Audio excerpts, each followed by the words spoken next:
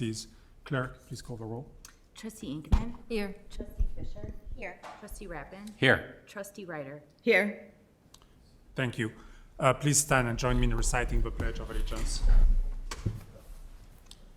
I pledge allegiance to the flag of the United States of America and to the republic for which it stands, one nation, under God, indivisible, with liberty and justice for all. Thank you. Next is our consideration of the minutes of a June 27, 2022 Village of Lake Bluff Village Board meeting. Is there a motion to approve the minutes? So moved. Second. Second. Any changes? Thank you. Clerk, please call the roll. Trustee Inkman? Aye. Trustee Fisher? Aye. Trustee Rappin? Aye. Trustee Ryder? Aye. Thank you. Next is our item number 4, the non-agenda items and visitors. The Village President and Board of Trustees allocate 15 minutes during this item for those individuals who would like the opportunity to address the Village Board of Trustees on any matter not listed on the agenda. Each person addressing the Village Board of Trustees is asked to limit their comments to a maximum of 5 minutes. Thank you. Anybody in the room? Please state your name and your address at the lectern. Thank you. My name is Kenneth Endress. I'm representing Naval Station Great Lakes, the commanding officer. I just bring his well wishes to your community, and if there's things that you need to discuss with Great Lakes, encourage you to reach out to me or the captain.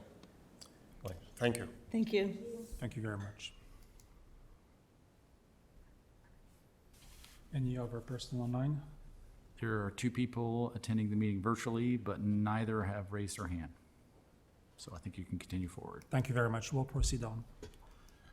Next, item number 5, the Village President and Board of Trustees will entertain requests from anyone present on the order of business to be conducted during the Village Board meeting. So I understand that item 11, 12, 17, 16, and 15 have been asked to be put first. Are there any other requests? If so, we'll proceed on to item number 11.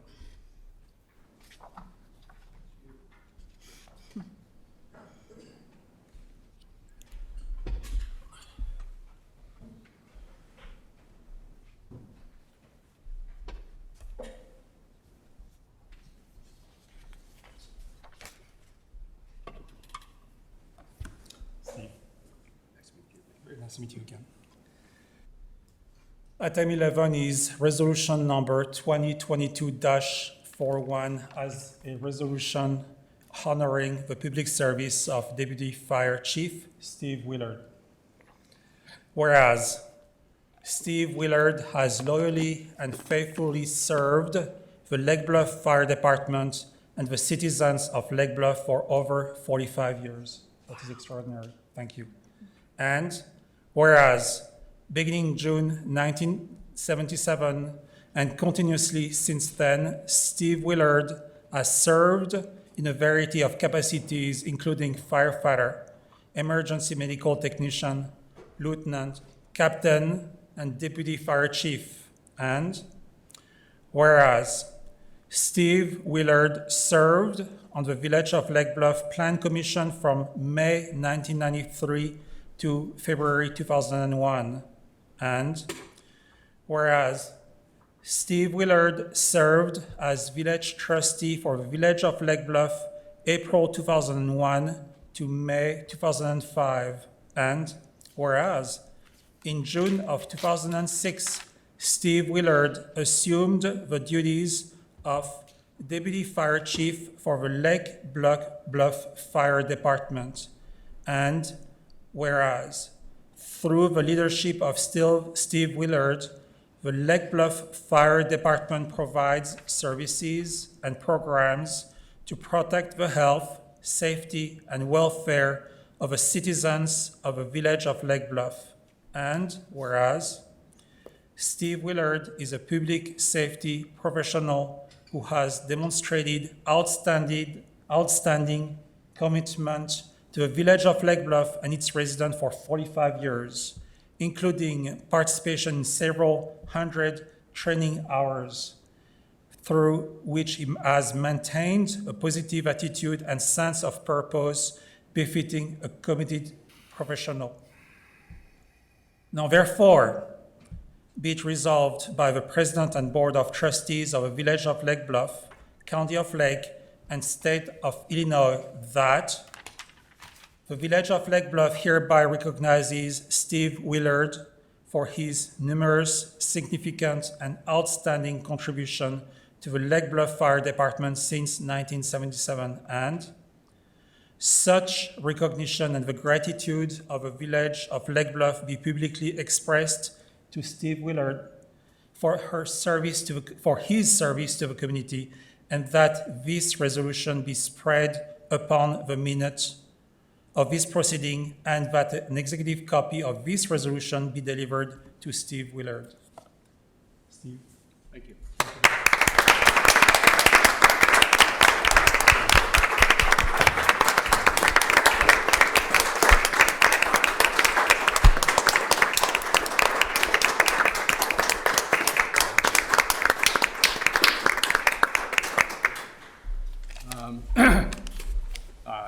Thank you for recognizing years of service for the village.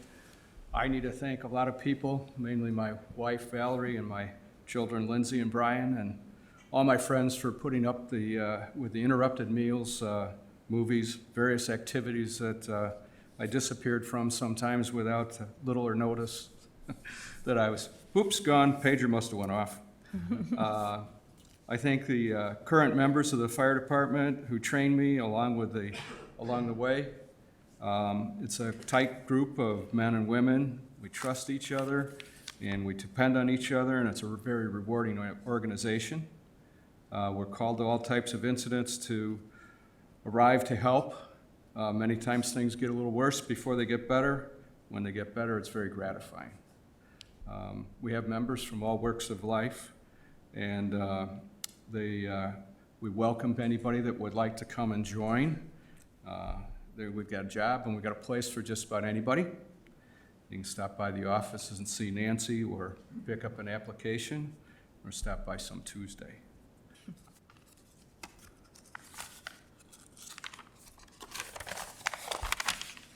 I should be able to remember what that.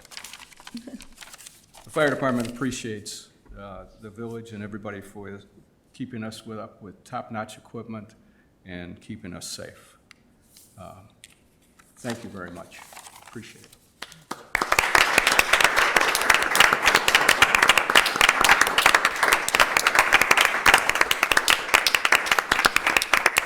Thank you.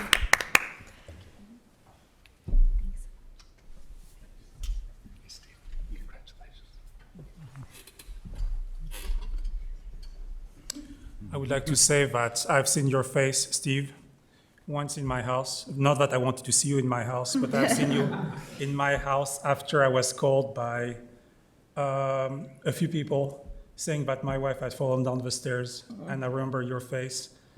And you guys were taking care of my dog, my daughter, who had also fallen down the stairs. She was a toddler, and my wife was already on the way to the hospital. So thank you very much.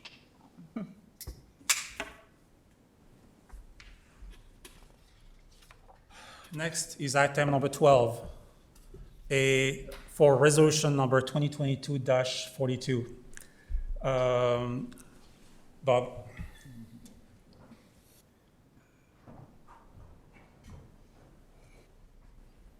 It is a resolution honoring the service of Bob Hurtle. Whereas Robert A. Hurtle, affectionately known around town as Bob, I didn't know your name for the longest time. Come on.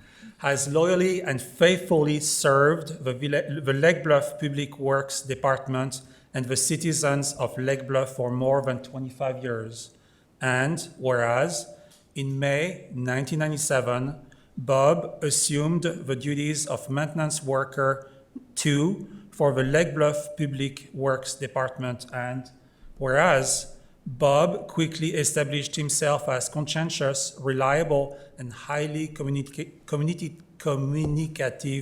team member, talking on all jobs, big and small, always seeking operational efficiencies and ensuring the safety of his fellow workers. And whereas Bob was appointed in May 2005 to the position of village arborist to perform the forestry duties and assist the village forester with the responsibilities as outlined in the Tree Preservation Ordinance. Thanks in large part to Bob's effort, Lake Bluff has been consistently named the Tree City USA community by the National Arbor Day Foundation, and this designation honors the village commitment to outstanding community forestry practices. And whereas through his tenure, Bob consistently received performance evaluations indicating that he exceeded his supervisor's expectation by performing beyond any and all standards, which resulted in accolades for his exceptional attendance, job performance, and remarkable initiative. And whereas Bob has cultivated strong relationship with his teammates and residents of the village by taking personal responsibility for the quality of our community, acting with integrity, accountability, and in the best interests of all, demonstrating kindness, neighborliness, and concern for others, interacting with respect and civility in all circumstances, and embracing a positive, forward-looking orientation. Perhaps the most telling example of Bob's kindness and concern for others involved him respectfully winning the trust and friendship of a senior resident that was a war veteran who Bob convinced to participate in the Lake Bluff 4th of July parade. And whereas Bob is a professional who has demonstrated outstanding commitment to the village of Lake Bluff and its residents for over 25 years, including participation in several hundred training hours, processing over 2,500 tree permits applications, and planting more than 1,000 trees, helping repair more than 100 water main breaks, prepped the village for some 23rd July 4th celebration, and through which he has maintained a positive attitude and sense of purpose befitting a committed professional, making his retirement from a village bittersweet, knowing how our organization will greatly miss Bob, and yet we are grateful that he can enjoy his next part of his life's journey. Now, therefore, be it resolved by the village president and board of trustees of the village of Lake Bluff, County of Lake, and State of Illinois, that the village of Lake Bluff hereby recognizes Robert A. Hertel Jr. for his numerous, significant, and outstanding contribution to the Lake Bluff Public Works Department and its residents, and such recognition and the gratitude of the village of Lake Bluff be publicly expressed to Robert A. Hertel Jr. for his significant and outstanding contributions to the Lake Bluff Public Works Department, and that this resolution be incorporated into the minutes of this proceeding, and that an executive copy of a resolution be delivered to Robert A. Hertel Jr. Bob?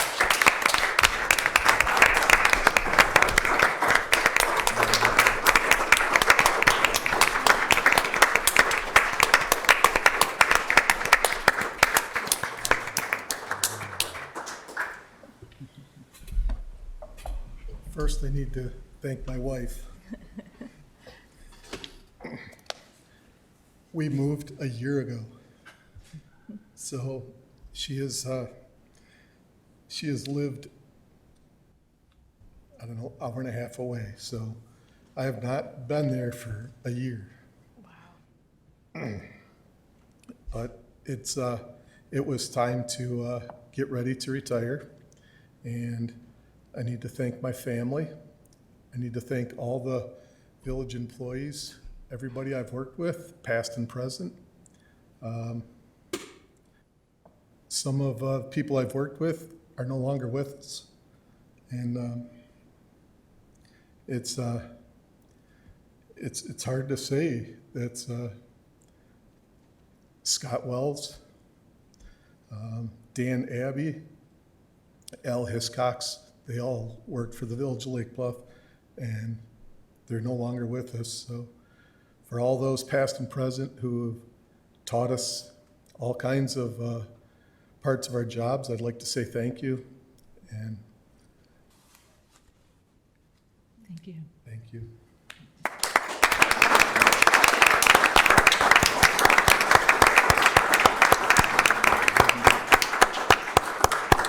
I would like to say something personal. I'm a woodworker. I love wood. For me, woodworking is an expression of life that is something has grown for hundreds of years, and you get to make something that will be significant for your family. I've rarely met somebody who likes that much histories, who has cared that much for our community, and who is making us a Tri-City USA today. So thank you, Bob. Bob, I'm gonna keep you red-faced up here just for like another minute. Before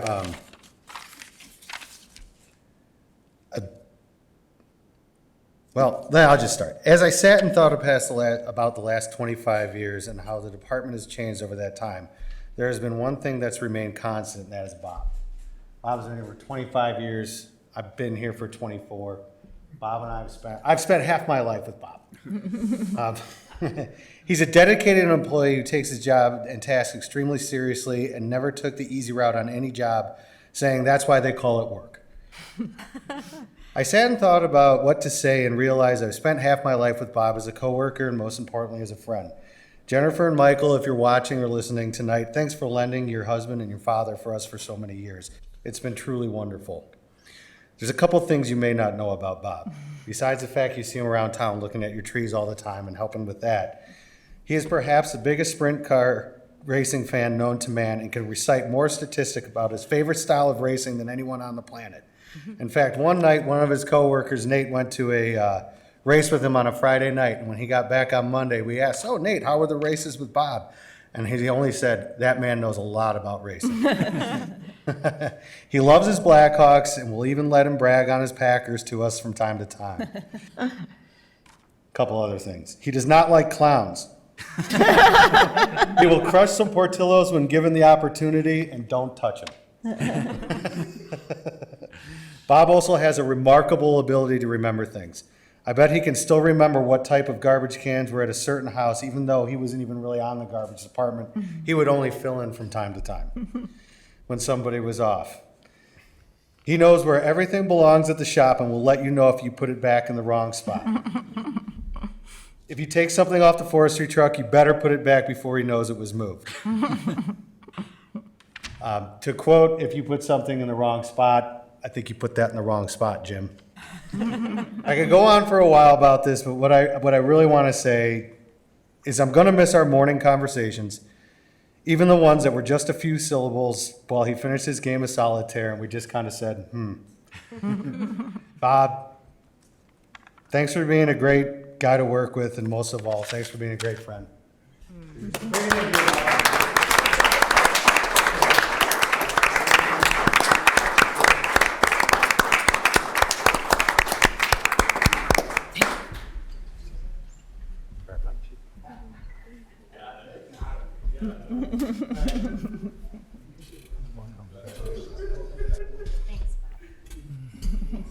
Career, that's a big moment. Well, you know.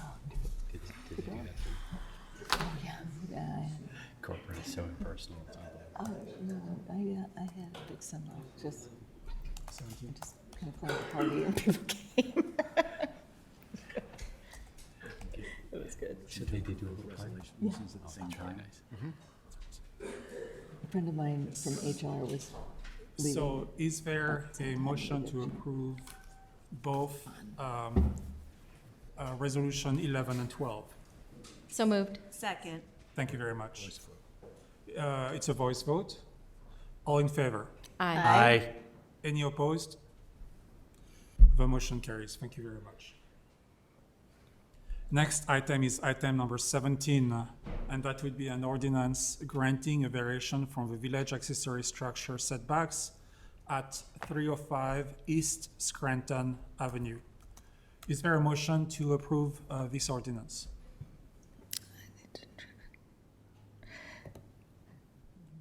I need to read. Excuse me. Someone has to approve it, right? Somebody else. So you can make someone can make a motion. Doesn't have to be approve it. Yeah. No, to motion to discuss this. No, it's a motion to approve. Yeah. It's not a motion to discuss, it's a motion to approve. And Peter, if we don't make a motion to If you're approve, gonna vote against it, you should not vote to, move to approve it. If you second it, you can vote either way. if we want to possibly modify it, then do we make a motion to approve? Yep. I make a motion to approve. Second. Thank you. In December 2021, village staff were notified by complainant that a pergola was being constructed without a permit at 305 East Scranton Avenue. An inspection found that a pergola, or two connected pergolas, was constructed without a permit approximately in the corner of a lot. This location is within the 5-foot side and rear yard setbacks applicable to accessory structures.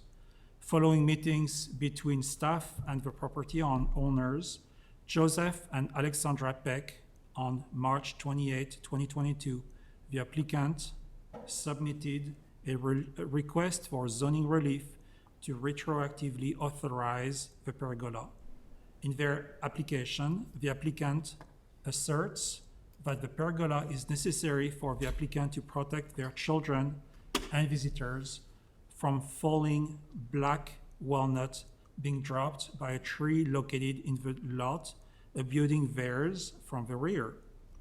At its June 15 meeting, the PCZBA conducted a public hearing and unanimously recommended that the village board grant the requested relief with a number of special conditions shown in the attached draft ordinance. In summary, the applicant must, number one, remove a pergola if the applicant moves. Number two, remove the pergola if the abutting tree comes down. Number three, obtain a building permit for the pergola. Number four, anchor the pergola securely to the ground. And number five, comply with any drainage conditions upon the building permit for the pergola. At its June 27, 2022 meeting, the village board expressed concerns regarding the requested variation, deferred first reading consideration, and requested that the applicant submit revised plans. On July 8th, the applicant provided three additional alternatives, so attachment number 4 on the package, for the board's consideration before the board's July 11 meeting. Please note that the new alternative number 3 of the revised plans satisfied the minimum rear yard setback of 5 feet and requires a 60% variation, 3 feet, to the side yard setback. Comments on the board? I'd like to propose that we amend the ordinance to allow for variation 3 or option 3 to be permitted, that it not be allowed to stay for any length of time as is, but rather be moved 5 feet toward the house, away from the property line at the back, and that we approve the variation to the east for the property line that Side. abuts the other neighbor, Side yard. side yard. Need a second. Need a So second. that's a motion. That's a motion. Okay, can I please have a second to this motion? Bless you. Pardon me. Bless you. I'll second that motion. Thank you, Taryn. For the petitioner is available if there's any questions. So I don't know. I'm trying to unmute them. Might Can I, I, go ahead. Steve? I wanted, did option 3 include all of the conditions that you read previously? Okay. So,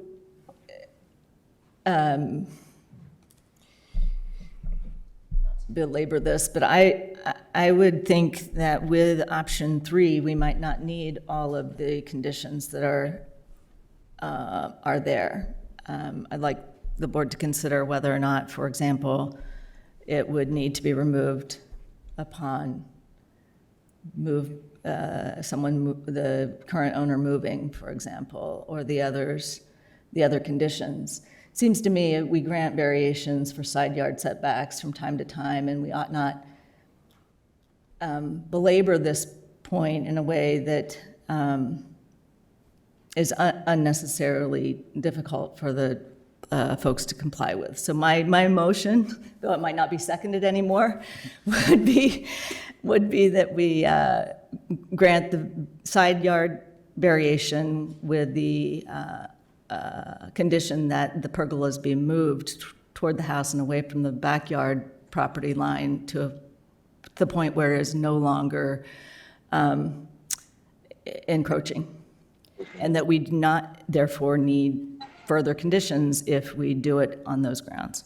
Are you, let me just clarify, so you're saying you don't need the number 1 condition, remove the pergola if the applicant moves, remove the pergola if the abutting tree comes down, but I assume you still want 3, 4, and 5, obtain a building permit for the pergola, anchor it to the ground. Yes. And comply with drainage conditions. Which I would think we would expect anyway, but Yeah, yes. no, but those are already in there, so I just Yes. wanted to Thank you for My clarifying. hand is raised. Before we have a comment from Joseph and Alexandra Peck, is there a second to this motion? You can vote against it if No, I'll still second. Okay, all Yes. right. Thank you. So I believe that we have Joseph and Alexandra Peck on the line, correct? Yes. Can you guys hear me? Yes, we can. Please go ahead. Okay. I wanted to apologize for not being there in person. We've are dealing with COVID kind of ravaging through our house. So wanted to apologize first for not being able to attend in person, of course. So the condition of moving the pergolas forward 5 feet to comply with the setback with the rear neighbors. Also, we, in that recommendation, had included that one of the stipulations was for an overhead protection in the back posterior 5 feet.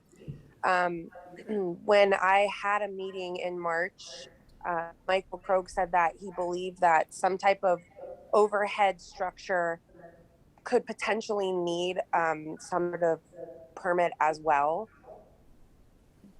Having it be anchored frontalas to posts in the, kind of butting up right to the fence line. So that was one of the requirements for moving them 5 feet forward, is complying with the setback of the pergolas, but then also using some overhead netting structure for protection in the posterior 5 feet of the yard space where the tree drops the walnuts. And if Alex, this is Drew, if the board's okay with that, they can make that part of this approval with second reading. You can show a photo of that and the board can look at that, but that can be part of this plan approval. Is that also a variance? I don't think so. Sure. Yeah. Yeah. Yeah, absolutely. I'm not sure what needs approval and what does not, and what's considered, a structure with this netting overhead protection. Again, Michael Krogh said that he believed that it would need a permit of some sort, but I just wanted to bring that to the attention of the board. Obviously, that would not just be moving it forward 5 feet. There would be overhead protection in the posterior 5 feet where the pergolas would no longer be. And just for clarity, would that be seasonal? It would be, I believe it would be anchored there year round. It would not be something that would be taken down and removed. It would be permanent, fixed overhead. Is that something visually that the neighbors will see? It depends on what it looks like. Yeah. I mean, if it could be dark and small. Yeah, it depends on, so it would be netting that they would see, their property line, because it would be in the exact location of where the pergolas are now, of a netting of some sort. We haven't figured out exactly what type of material and what that material would look like.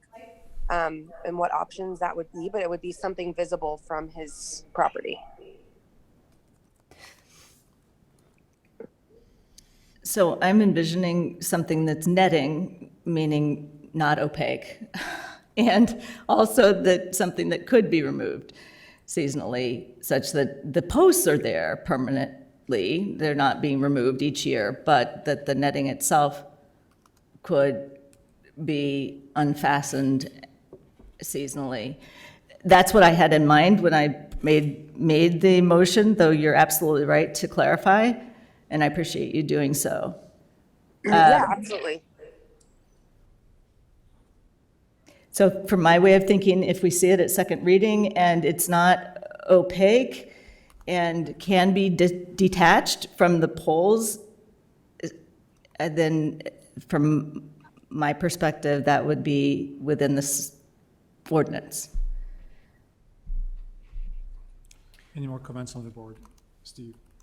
Just on the netting, I'm just a little bit concerned about what the neighbors will visually see. So the netting, are we making a motion that includes a seasonal, netting as opposed to a permanent netting? I'm just trying to clarify what's in the motion. It's fair.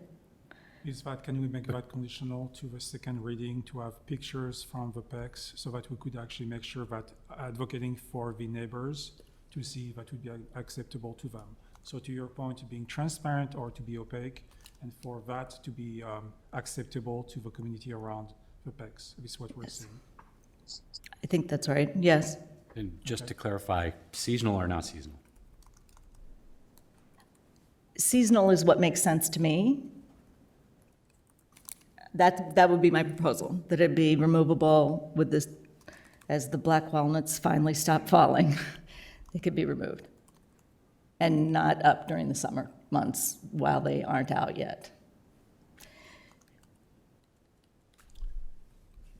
I'm still concerned about the side yard setback infringement, and I haven't heard any new information regarding the need.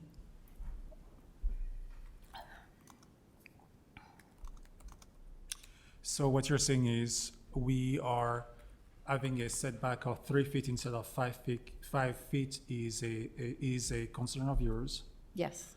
And so my question to Alex would be, you are agreeing to a 3 feet setback, Alex. Would you be able to do a 5 feet setback? Is there duress to be able to achieve that? Just with how the shape and the structure of the yard, there's not a way to have 5 feet from the posterior fence line and from the side yard fence line, which is why we were proposing to modify our request significantly and only requesting a setback from the side neighbor's yard, who sent a letter of support and is in agreement to not having 5 feet back from his fence line. Thank you. And so let me ask you again. So this is the maximum you can do. 3 feet is the maximum between the garage and adding the pergola. This is the maximum you can squeeze that pergola along the garage to achieve 3 feet, correct? So I was told that there needed to be space between the pergola and the garage as well. So they cannot be moved further into our property line, or else they butt up against the garage completely.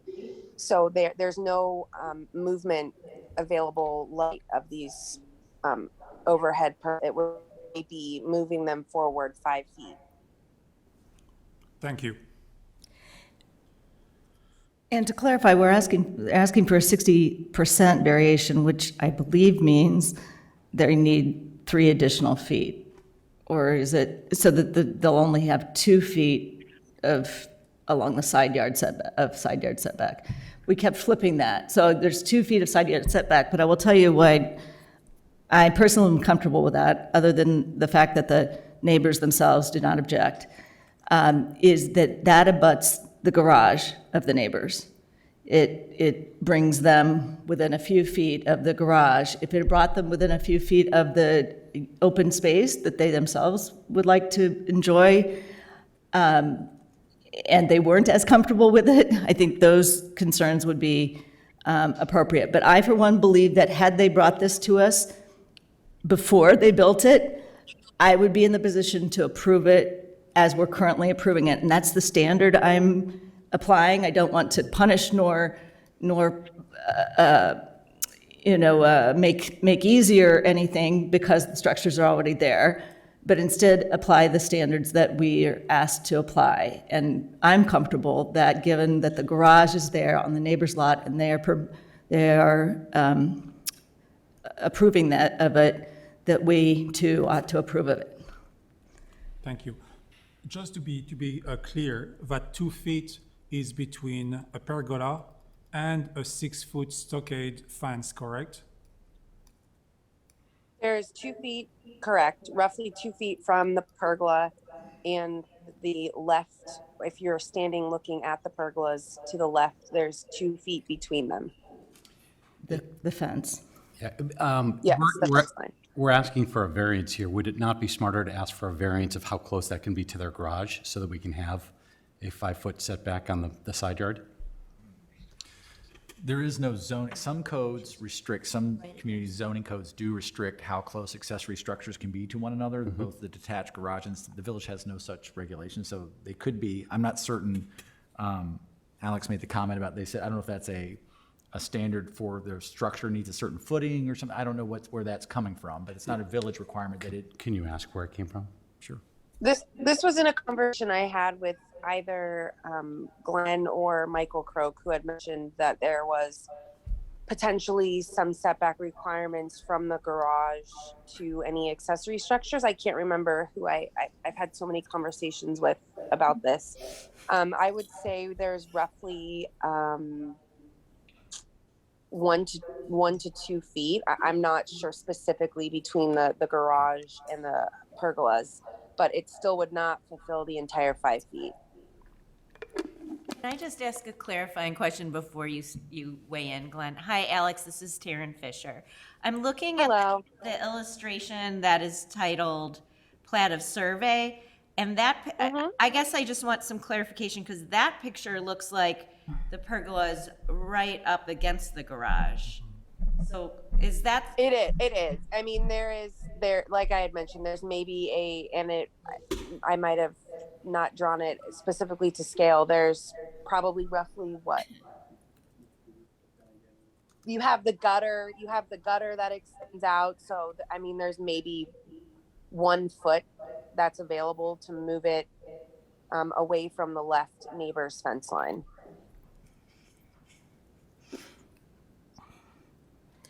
Sure. So I know we have some, good evening, everyone. I know we have some exact measurements we've taken in the field on file, but I think that's around 2 feet between the garage and the pergolas as it exists today. We weren't sure, we had to research, and we don't believe there's a setback requirement now between the garage and the pergolas, so we thought that might have been a building code requirement. We don't think it is in the case of a non-enclosed structure. A gap there may still be necessary or desirable. So if you have, a roof eave, which I don't recall the orientation of that roof, that would keep you from putting the pergolas there, intersecting that eave, overhanging the wall.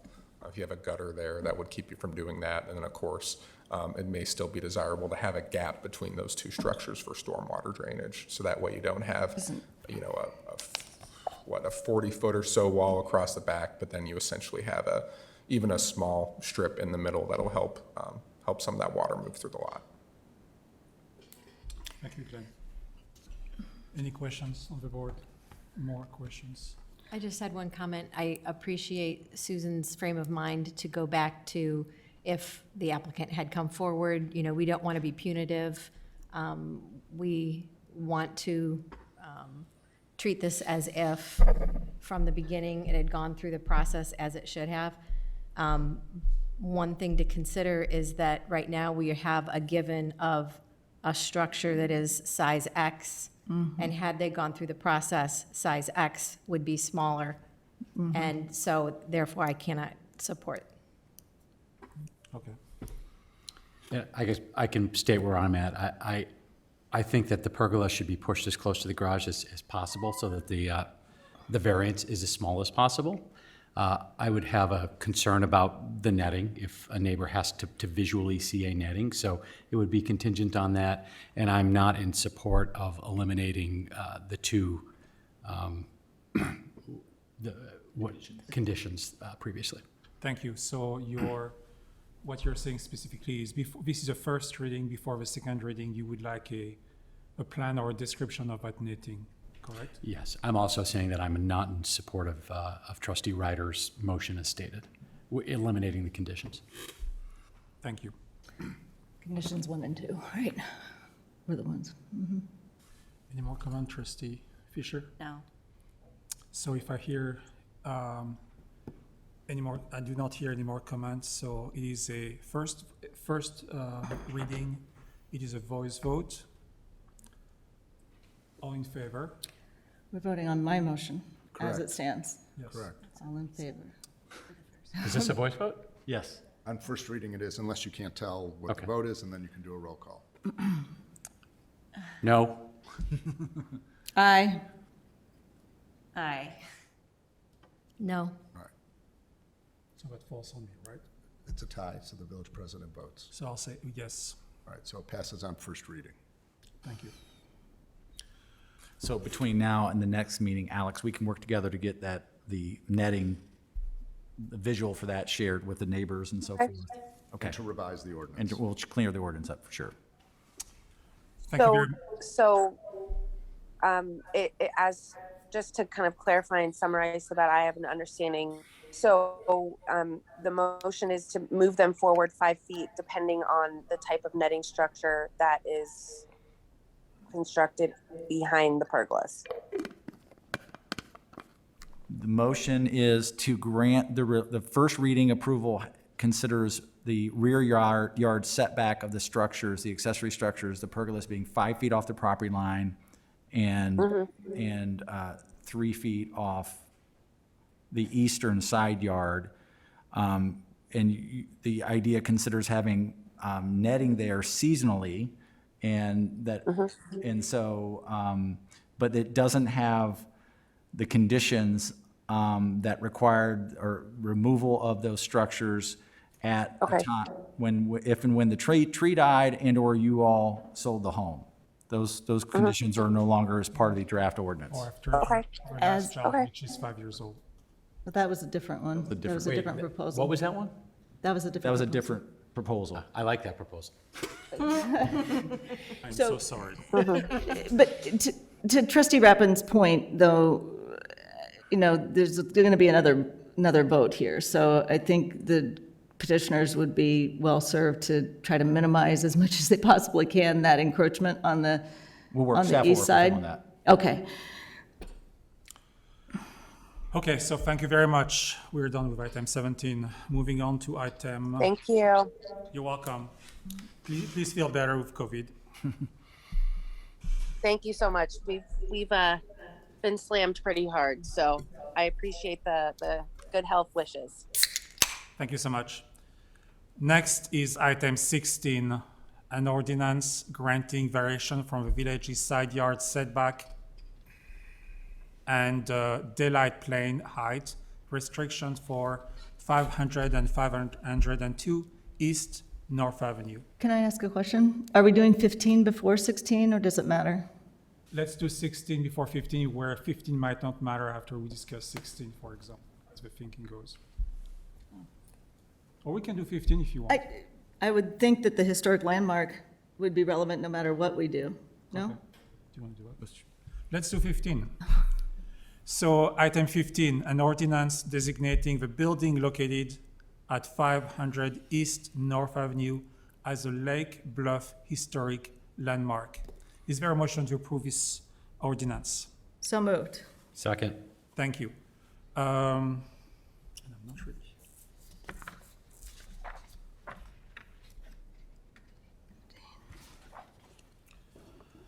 This is the first of two agenda items concerning 500 East North Avenue.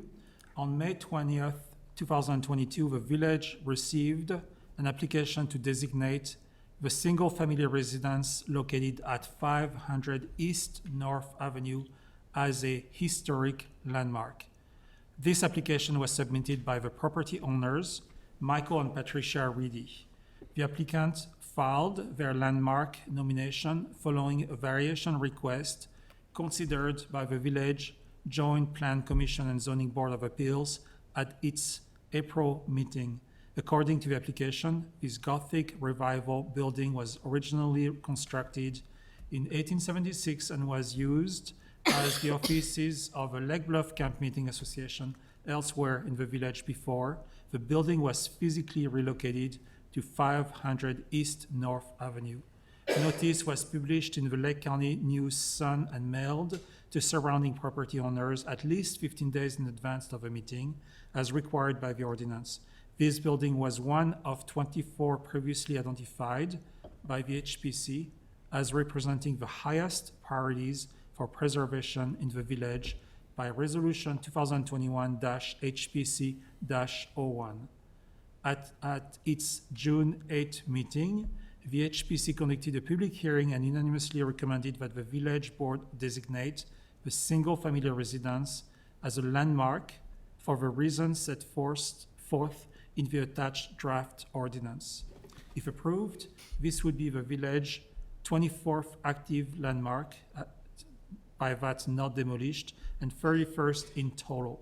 In addition, during the pendency of a landmark application, the residence is subject to an advisory review by the HPC before a building permit can be issued for any proposed changes, for example, the work that is subject of applicant variation request.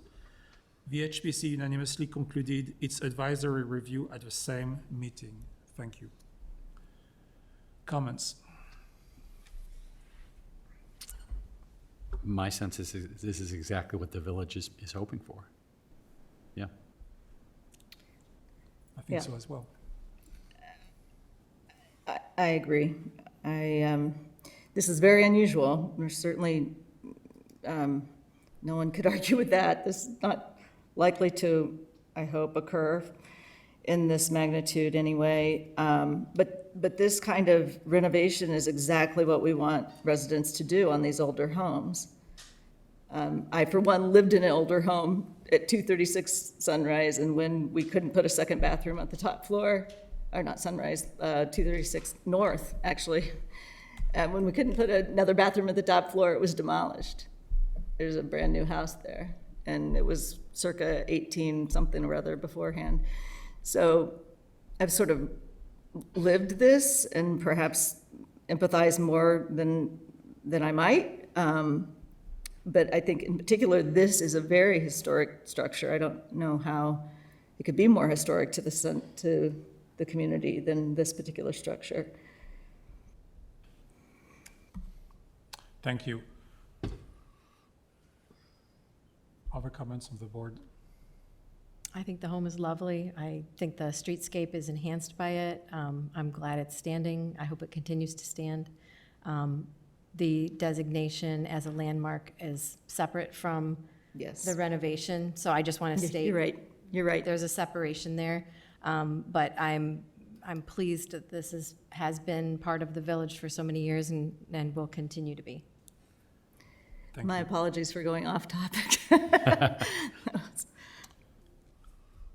I think this house has been the object is the perfect representation of the work that was done by the Historic Preservation Committee with Steve Cross at the lead, and why we have worked for the past 5 years trying to preserve the residencies that were originally created for Lake Bluff. If I do not hear any more comments, I would bring this to a vote. It's first reading, so voice And it's a vote. first reading and it's a voice vote. All in favor? Aye. Any opposed? Thank you. So the motion carries. Absolutely. Please state your name and your address. I am Paul Bergman. I live on Woodland Road, and I have been on the Historic Preservation Commission for many years. I want to thank this group for recently appointing me to be the new head with Steve Krause's retirement.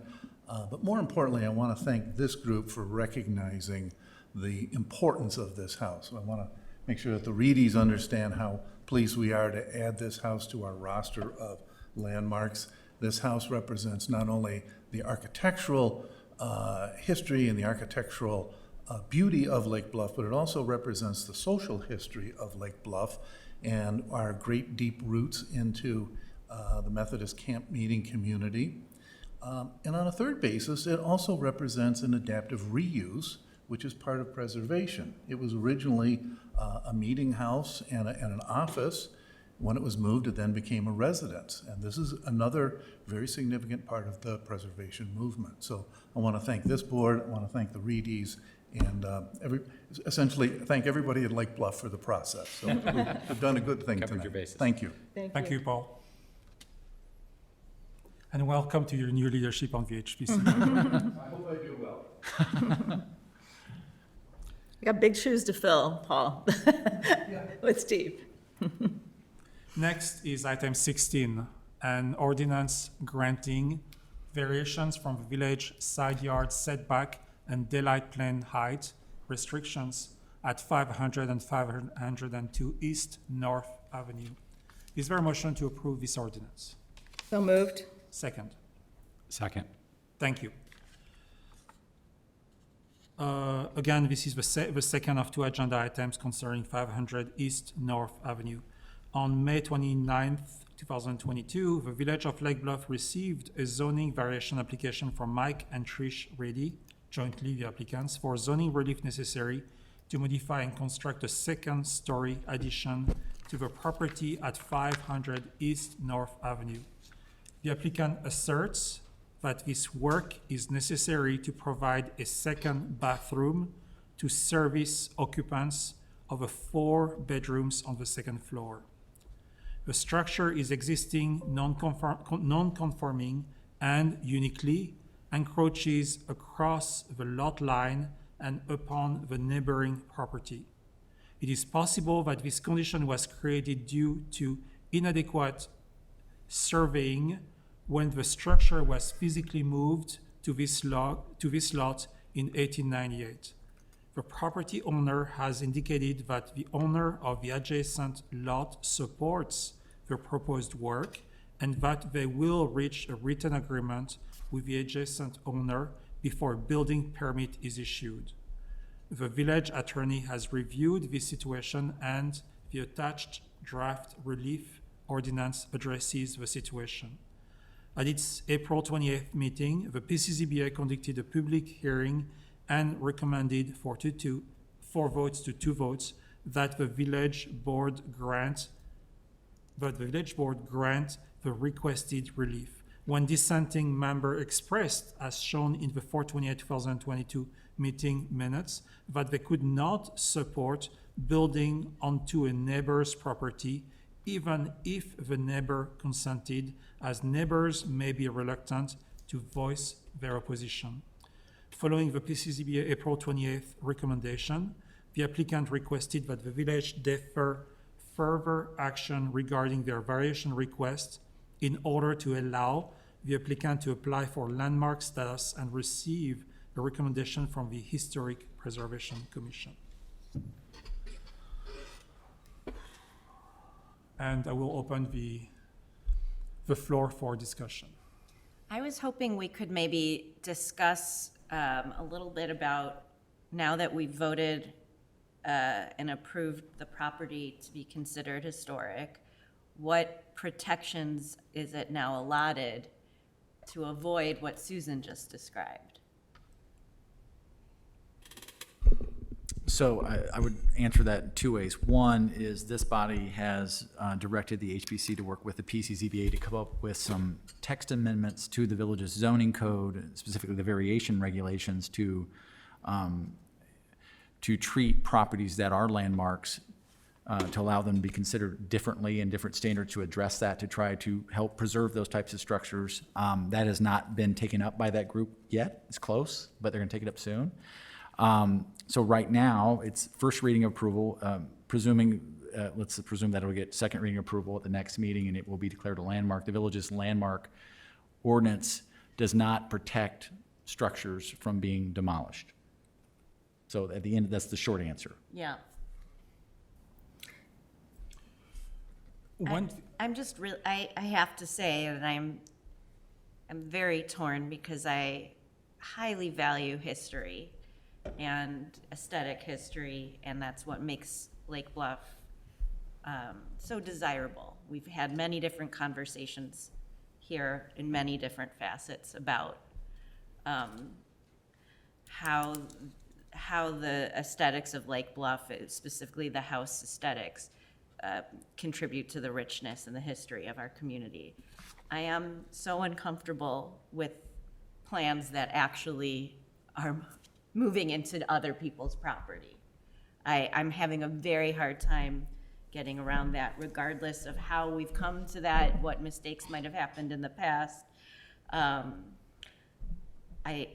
really having a hard time wrapping my head around how there is no alternative option to renovate without encroaching on other properties. That's what I'll say. I stated my position before, but I want to point out that one of the reasons that I'm in favor of it as proposed is that it doesn't go, the footprint remains the same. We're not mitigating the encroachment, but the footprint itself remains the same. The daylight plane definitely is impacted. But depending whether you look at it in 2D or 3D, I don't think we're exacerbating the existing condition measurably. Yeah. And that's what got me beyond the same concerns that you were referencing. thank you. I actually spent a lot of time on that yesterday and today, and looking at the plan and looking at the multiple drawing for clarification's sake. And I would like to invite Rob Douglas to come and present that work and to support the work Steve Krause did to save structures and to really adapt a structure to more modern need. Rob, would you be able to do that now?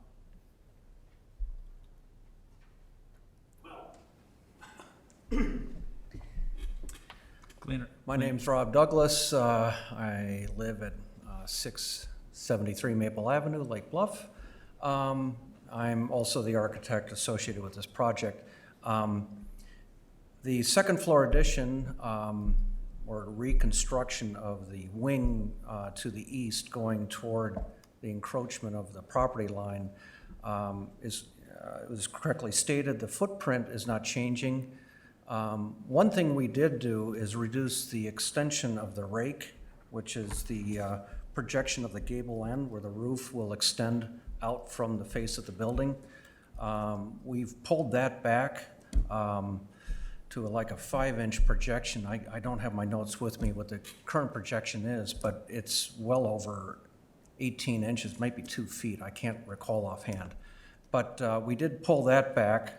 But the challenging part is, as stated here, this is a pre-existing non-conforming footprint, and it happened a long time ago, so it's hard to know exactly. I can tell, at least with the basement, there were multiple additions done over the years, and they date way back based on the character of the concrete.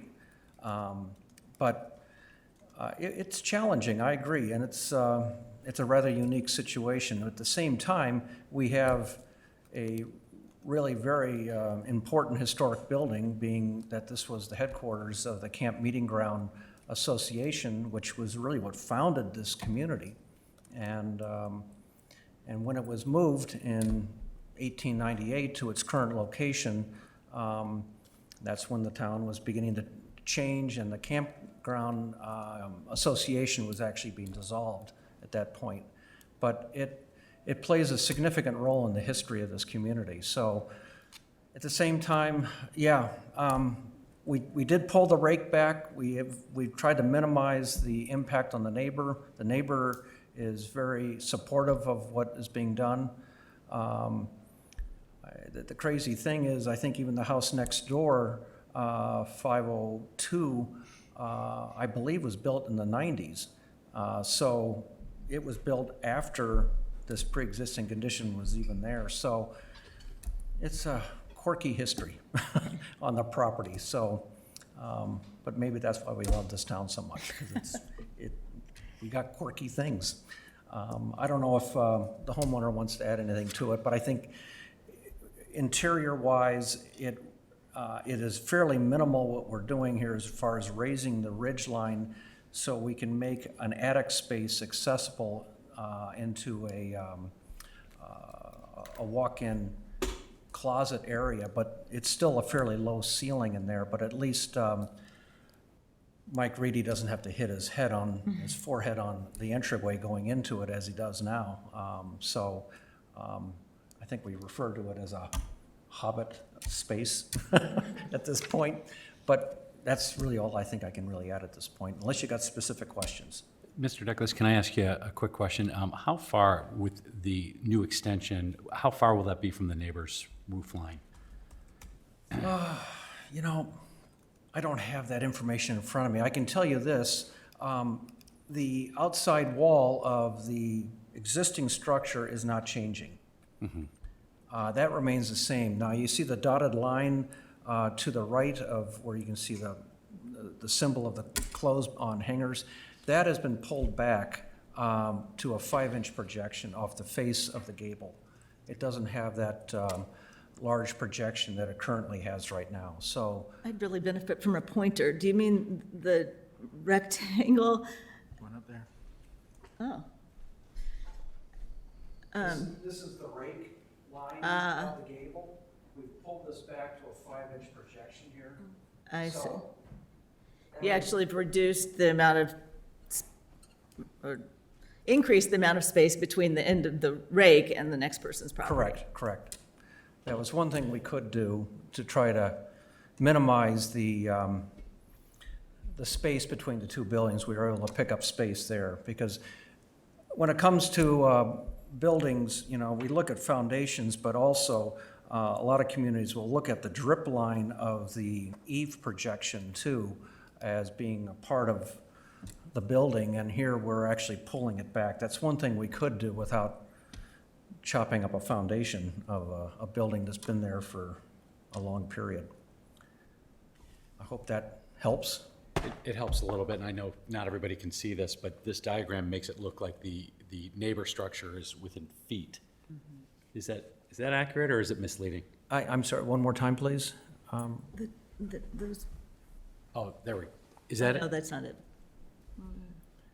Drew, what's the best way for me to do this with the public? The actual proximity between or the distance between the east elevation of 500 East North and the west elevation of 502 East North is? Roughly 4 inches. 4 inches from our eave to their roof is about 4 inches. That's pulling it back about 15 inches, so it's close to 2 feet. But elevation to facade, Well, then, Wall to wall. yeah, is wall to is wall, more. it's quite a bit It's more because of the extension of that, the rake projection coming off the gable. That's why we pulled that back, to try to minimize it. And the close proximity, as you can see in that footprint there of the, is the, I believe it's the chimney of the neighbor's house is the closest point. You can see the, well, on the, you can see the bump out on the partial floor plan of the neighbor next door. Yeah, so that bump out is a chimney. So that is where the closest, 2.31. So what it looks at, residence is 2.31 east, yes. So that's, Is, 2 feet, 2.31 inches. Right. Feet.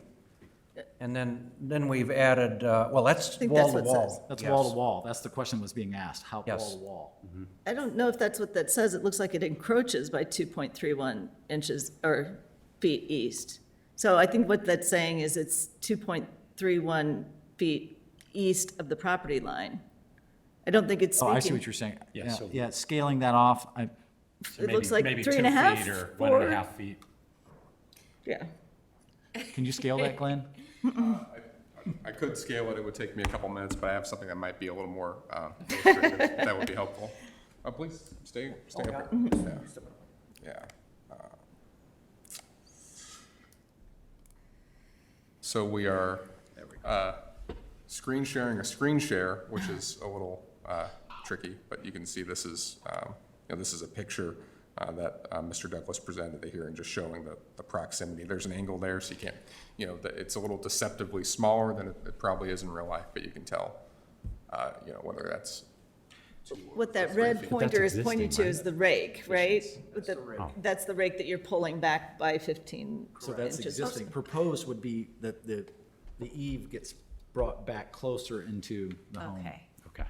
I don't think I understood that. So it's Yeah. gonna be lifted higher and reduced is the, Correct. Correct, yes.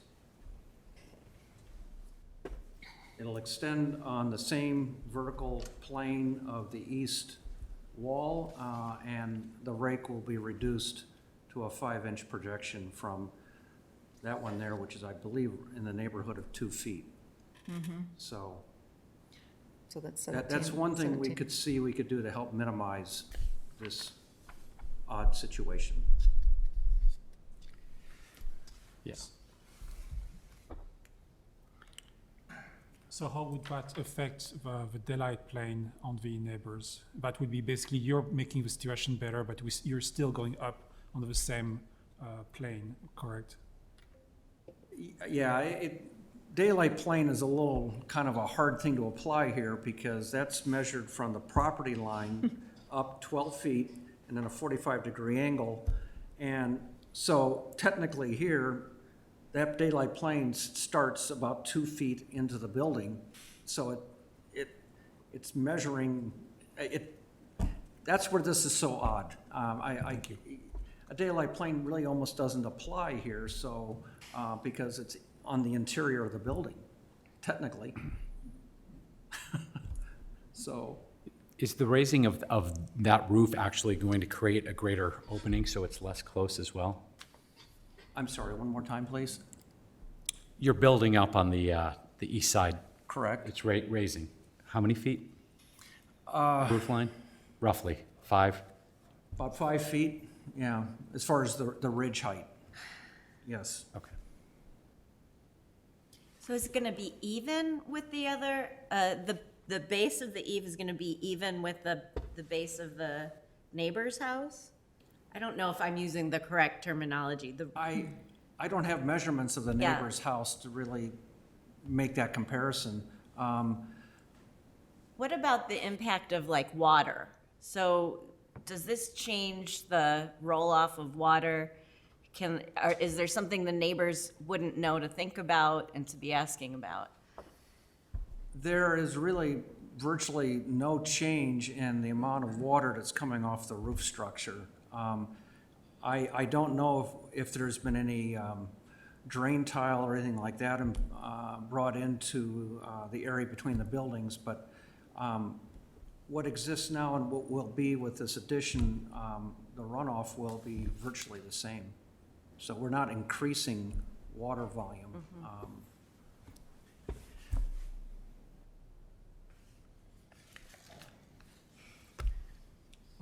So looking at the standards for a variation, there are 2 questions that are always asked. And one is, what is the practical difficulty or hardship? And I'm having difficulty seeing that standard has been met. I don't see a hardship. And also, there is a very obvious hardship to the neighbor whose property has somebody else's house on it to some degree. And the second question that's always asked is this giving a special privilege? And being able to build on someone else's property and increase the encroachment, I think is a very unique and special privilege. The violation of the daylight plane, the calculation is still a calculation that can be made. It's just currently being so violated that it appears ridiculous. That to have it even be meaningful is a challenge, but it's not that it doesn't apply or that it really has no meaning. It's just that it's just so close and it's over the side setback, it's over the neighbor's side setback. The last question that I think is important to answer is, when applying for a variance, is the applicant actually seeking or asking for the minimum level of relief in order to accomplish their goal? In other words, are there other solutions? And I think, you know, in watching the video of the PCZBA meeting, there are a couple other solutions were mentioned, not really presented or talked about in detail.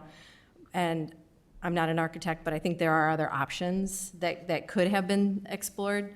And so I think that the applicant is not asking for the minimum level of relief in order to accomplish their goal. There's more than one way to do that. And what's being presented, I applaud that it's being filed properly and it went through the PCZBA process.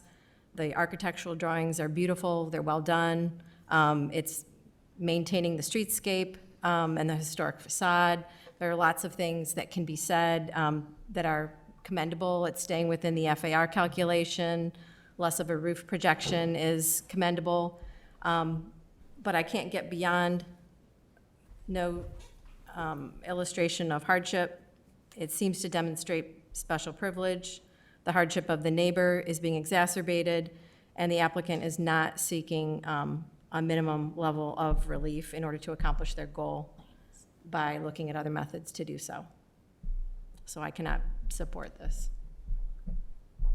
I have to say that I'm in agreement with Barb. And I will say that in terms of, right, so this village is trying to preserve historic homes. This home has 4 bedrooms on the top and 1 bathroom. That is not consistent with modern living. So in my mind, that meets a hardship.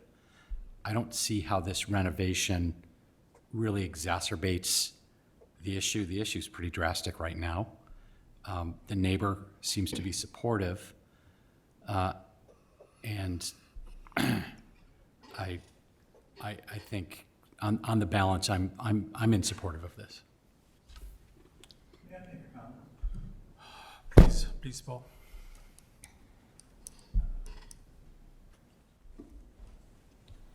Part of the art of historic preservation is knowing what to do with a historic house that is built for living 100 years ago or 75 years ago.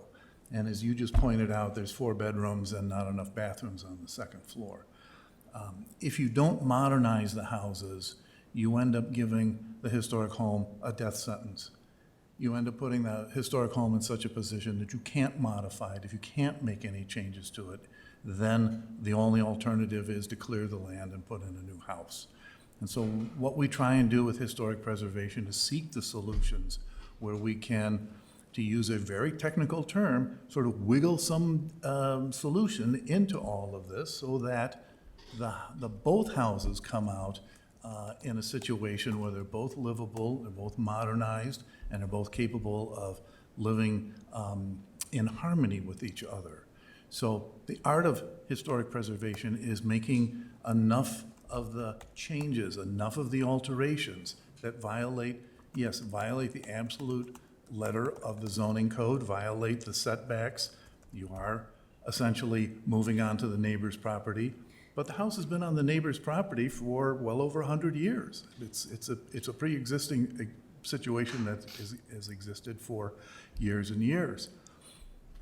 So the point of trying to do this is to get all of this to just sort of wiggle in and move in, and everybody all fits in together.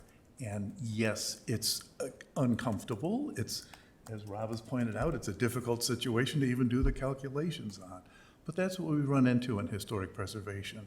And we've had a couple of really great solutions where we've been able to come up with these kinds of modifications. And for lack of any better English, I use the word wiggling the properties together. And I'm sorry to use something that's that inarticulate a phrase, but I will give that to you, and I will let you continue your deliberation. Thank you, Paul.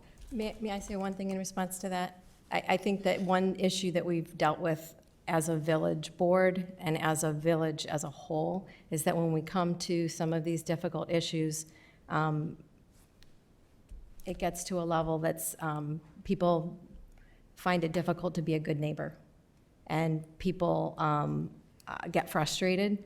And I think that in the art of being a good neighbor, we should not make it such that people get in the habit of asking for more than what the minimum amount is that they should require, again, for that relief. And what it does is it puts all the surrounding neighbors in the position of who's going to be the one to say no? Who is going to be the one to be the bad guy? And have I ever said yes to something when I would rather say no because I have to live next to that person for the rest of my existence in Lake Bluff? Yes, I have. And I don't want to be a part of what we're doing is creating people getting used to just ask for more, ask my neighbor to say yes, ask everybody to bend over so that I can have more, and then I put the burden on everybody else to figure out who's going to be the bad guy. And I don't think that's included in my book of The Art of Being a Good Neighbor. Thank you. One thing I'd like to do, thank you for your comment. One thing I'd like to do also is I received a letter from Joy Markey, who is not on the board today, but sent us a note, and I would like to read that note before we proceed with a vote, for example. So from Joy, regarding the proposed changes to the property at 500 East North Avenue, I agree with PCZBA members Russell and Miller. This house already encroaches over the property lot line. While I know that the situation was pre-existing when the homeowners bought the house, this variation request seems excessive and exacerbates the encroachment. By using the height of the dormer and adding a north-facing window, the house immediately east will lose their backyard privacy. I completely understand why the homeowner would like to add an additional bathroom, but to add a dressing room that is larger than the master bedroom seems extreme, given the current location and encroachment of the home. Is there a compromise that is possible here, such as reconfiguring the current upstairs floor plan to accommodate the dressing room, or removing the north-facing window from the dressing room? ? Is there, if I was in attendance at the meeting tonight, my inclination would be to vote no on this variance as it has been submitted. And this is from Joy Markey. Rob, would you like to respond? If I may. I've lived in this town 24 years. I've done numerous variances on various buildings with the zoning board or the PCZBA.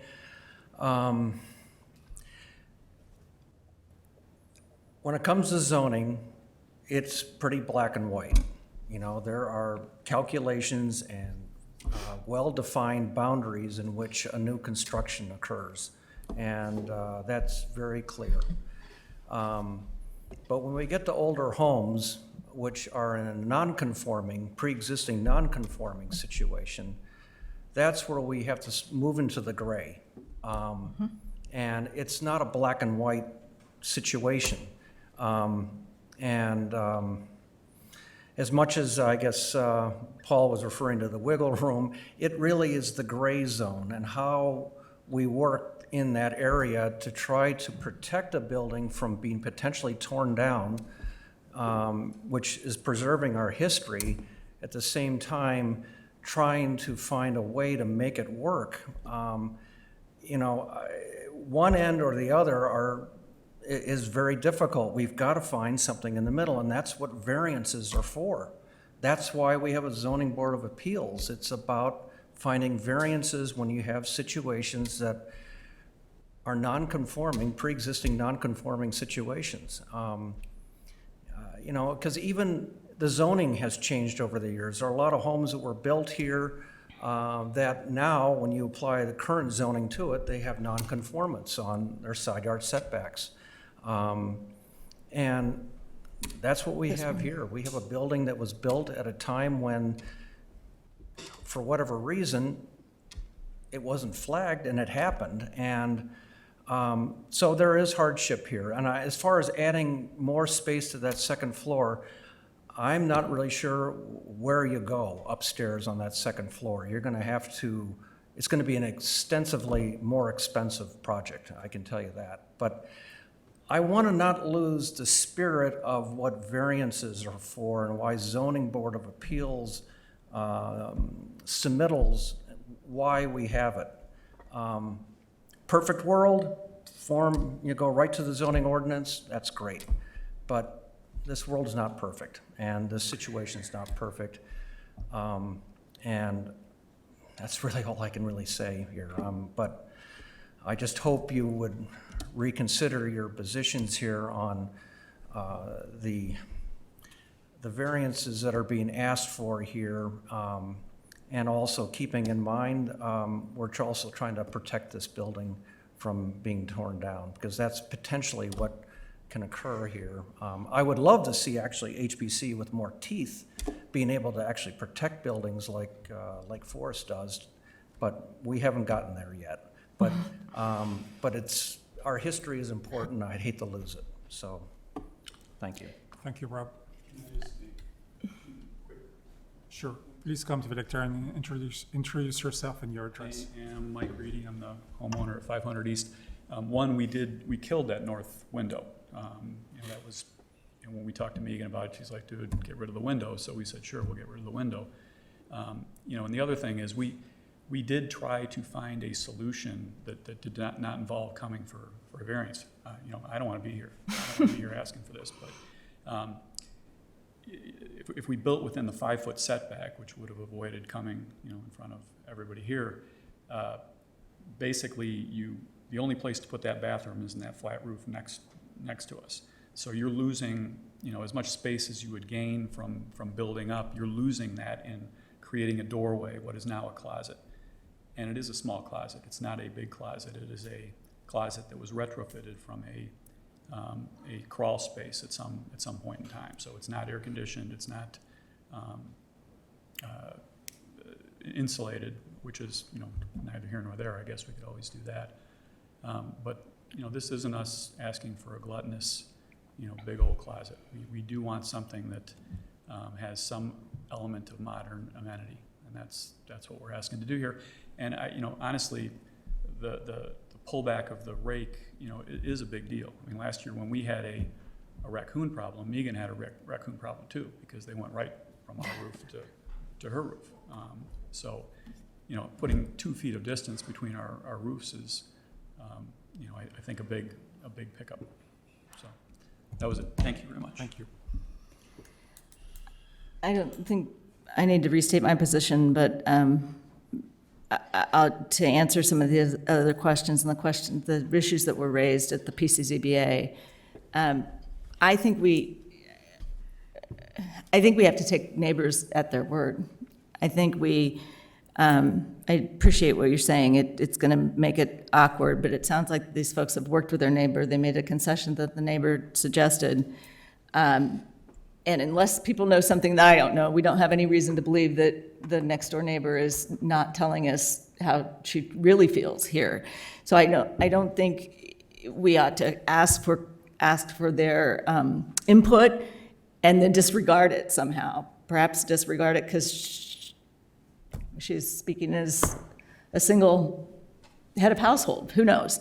I don't know if she is or not. But so I don't want to overthink when the neighbor tells us that they support something or they don't object to it. I don't think it's ours to try to second guess what that person is telling us unless we have some evidence that that's truly the case. I think it's not right to, I guess I think in 2 dimensions, because I think it's not right to say they're building on their property. They're not moving that footprint. In fact, they're pushing back in 2-dimensional space the rake significantly. So I don't see this as further encroachment. And having lived through what I lived through, trying to put a second bedroom in an 1800s house, or a second bathroom in an 1800s house, I applaud what these folks are doing, because one of the reasons I didn't do it was because it was too expensive, and the house came down. Thank you, Suzanne. So I believe if there are no more comments on this board, this is a voice vote. I'm sorry, because it does feel really crucial, and I just need to make sure I understand.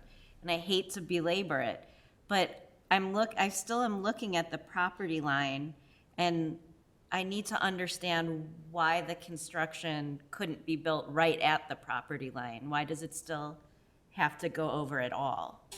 Because that doesn't seem like that much space. So how does the function of the rehab change intrinsically if we just push it back to the property line?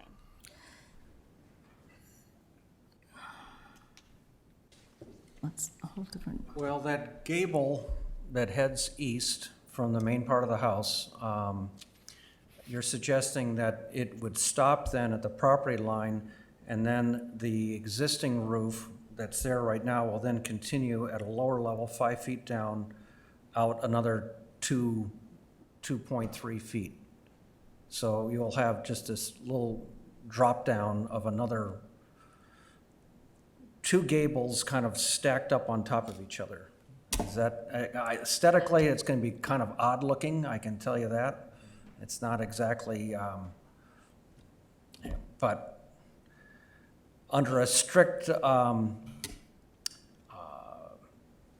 interpretation of these hard lines that I believe are being talked about, yeah, that could be done. It'll look very strange, but yes.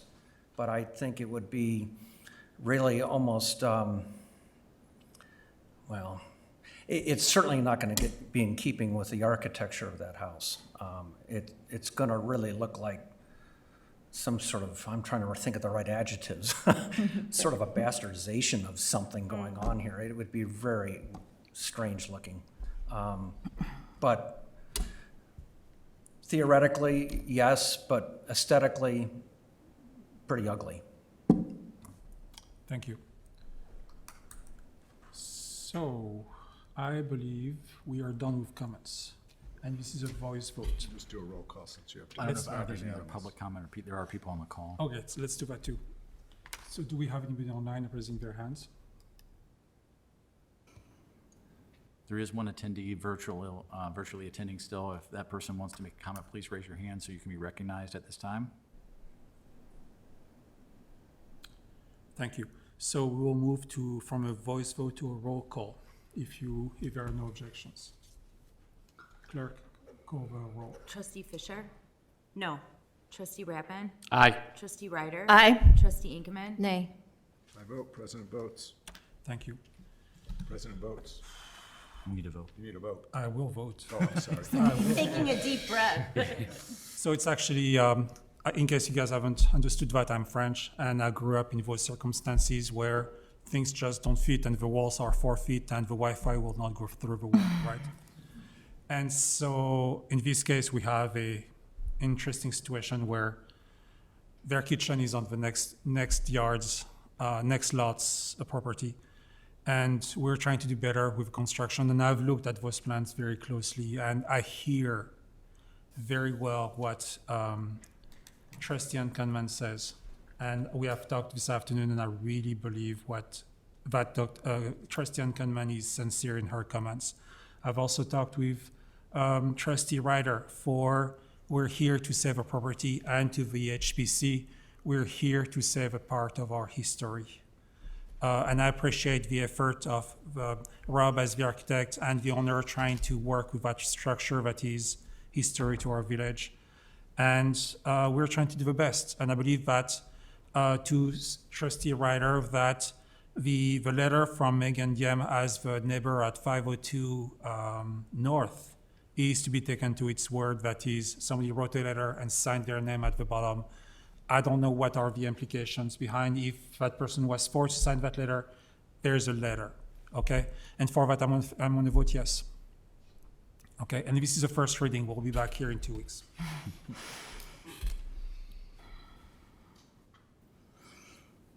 Thank you. And so therefore, the motion passes.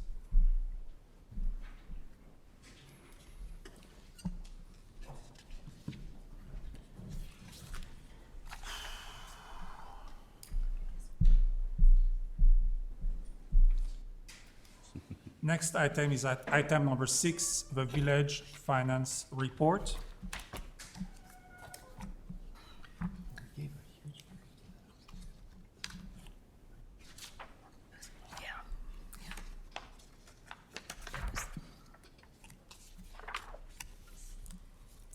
And that would be the warrant report for June 28th to July 11, 2022, and the June 2022 payroll expenditures. Is there a motion to approve this warrant report? So moved. Second.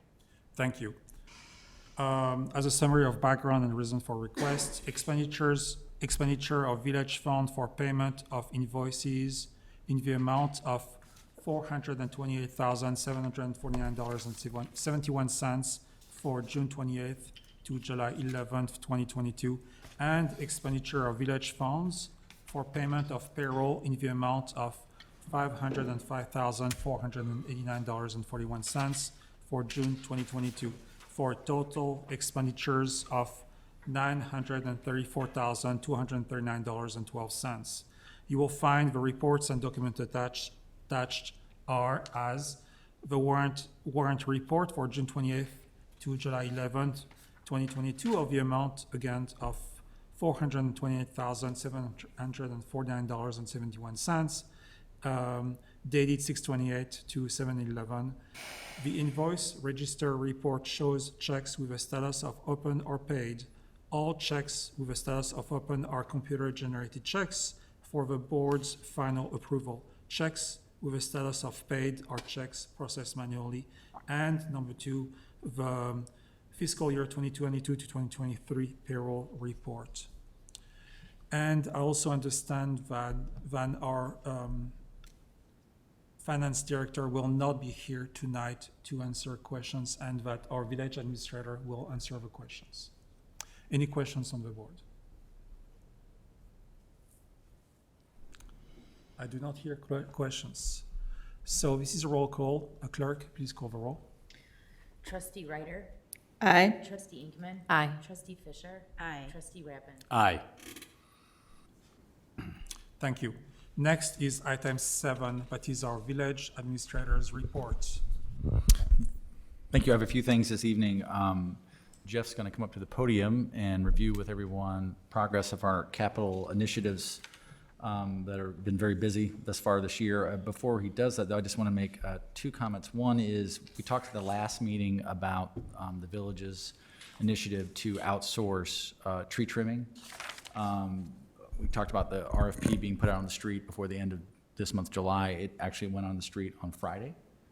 We're having a optional pre-bid meeting early in August, and then looking for sealed bids due August 11th. Hopefully that's a smooth process, and that we would present something to you all at that next meeting, the second meeting in August. So, just an FYI. The other thing I was going to comment on is, a week ago was the Highland Park shooting during the 4th of July parade, and our public safety folks, Matt's here, David Graff and his team left earlier today. It was just horrible, scary, sad, all those things. I don't want to get into all that, and I know Peter has a comment later on about things, but it was. I'm pleased and proud of our teams and how we handled the parade and finished and got people out of there safely and moved on. So I'll say thank you, Matt, and to your team, and to David and his crew that left earlier. And the other thing I would add is that obviously we are reassessing special events moving forward. We've been doing that, and how we're going to change protocols. We're working, still haven't finished working with the school on some, going through our audit and dealing with post the Texas shooting. So it's a difficult time for everyone, but I just want to say I'm appreciative of the team. So. Let me get presentation.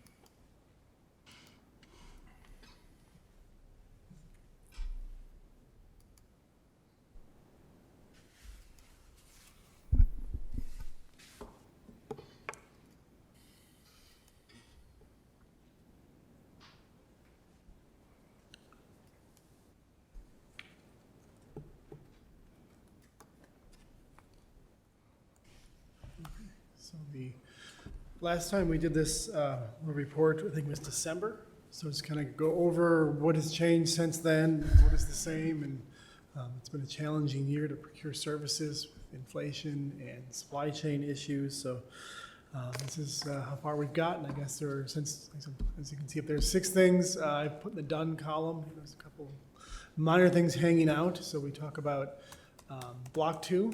There's 5 feet of caulk that needs to be replaced, a couple pieces of sod that died under warranty, and I think 2 drainage lids that still need to get swapped out, but I'm calling that done. It's 99% plus.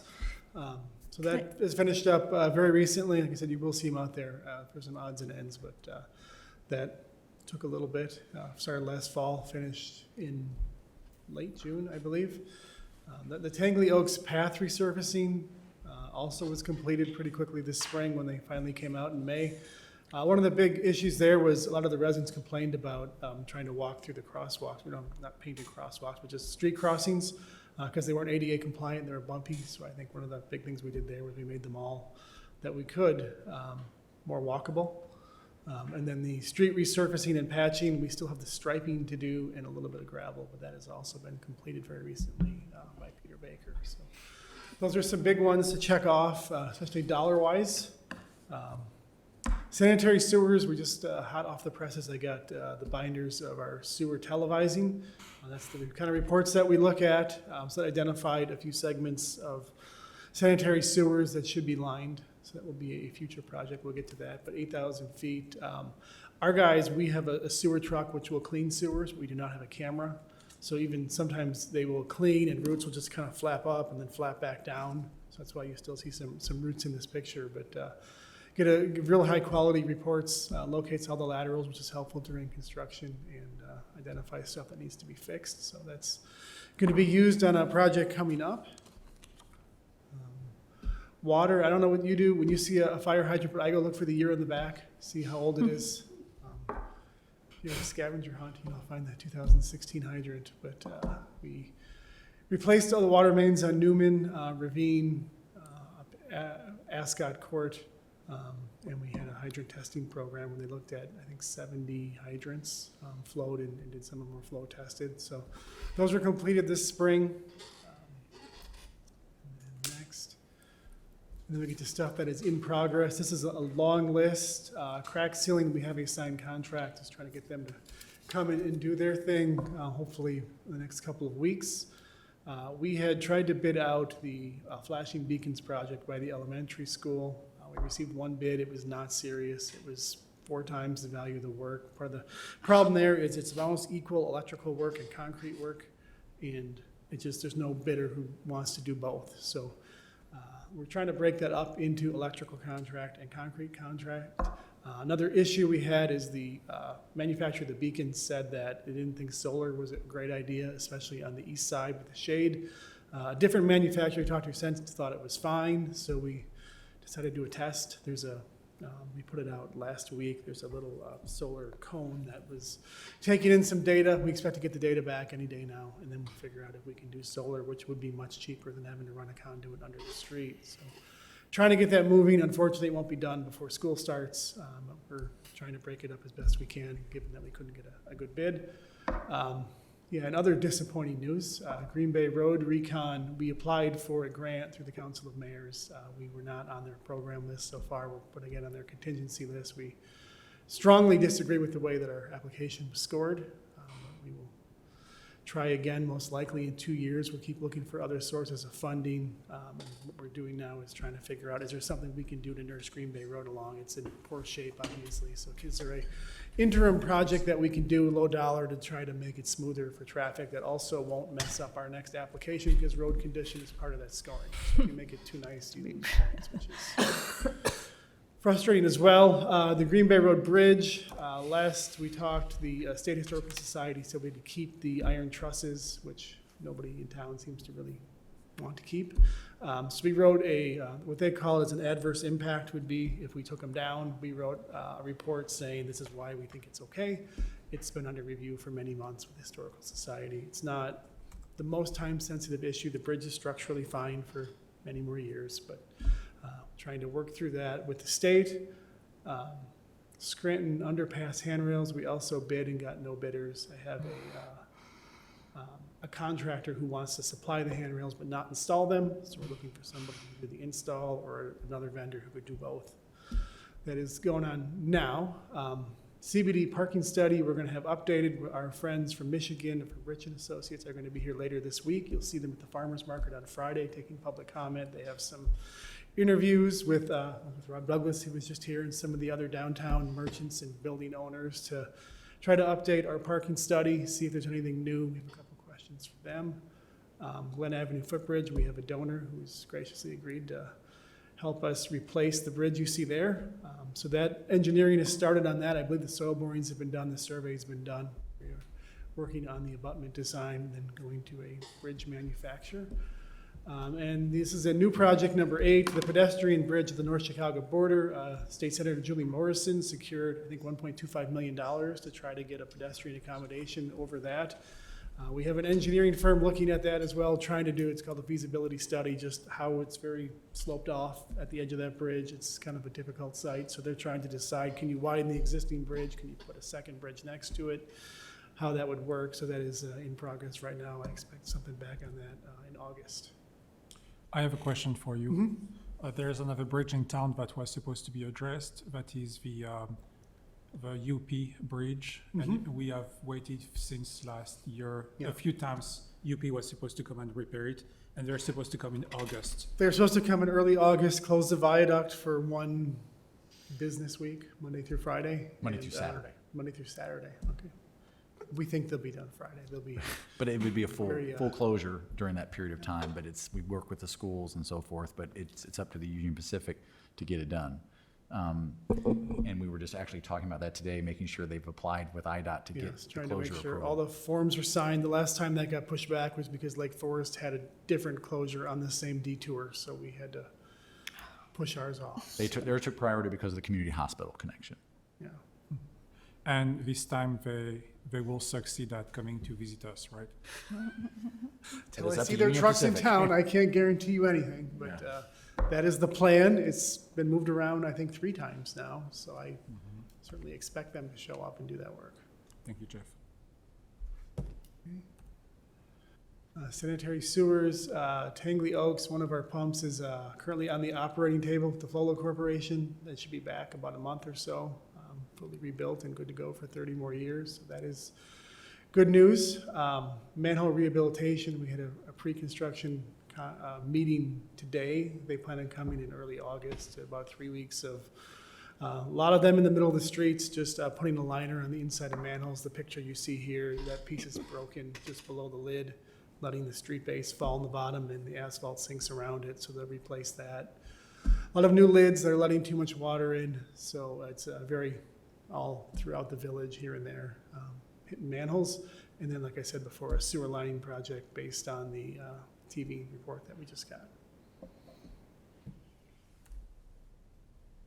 Water, I don't know if you guys seen the pile of pipe that's been sitting out there for 3 months. IDOT pushed us for years to do this project, and then they wouldn't give us a permit when we had a contractor in town. So that was also frustrating.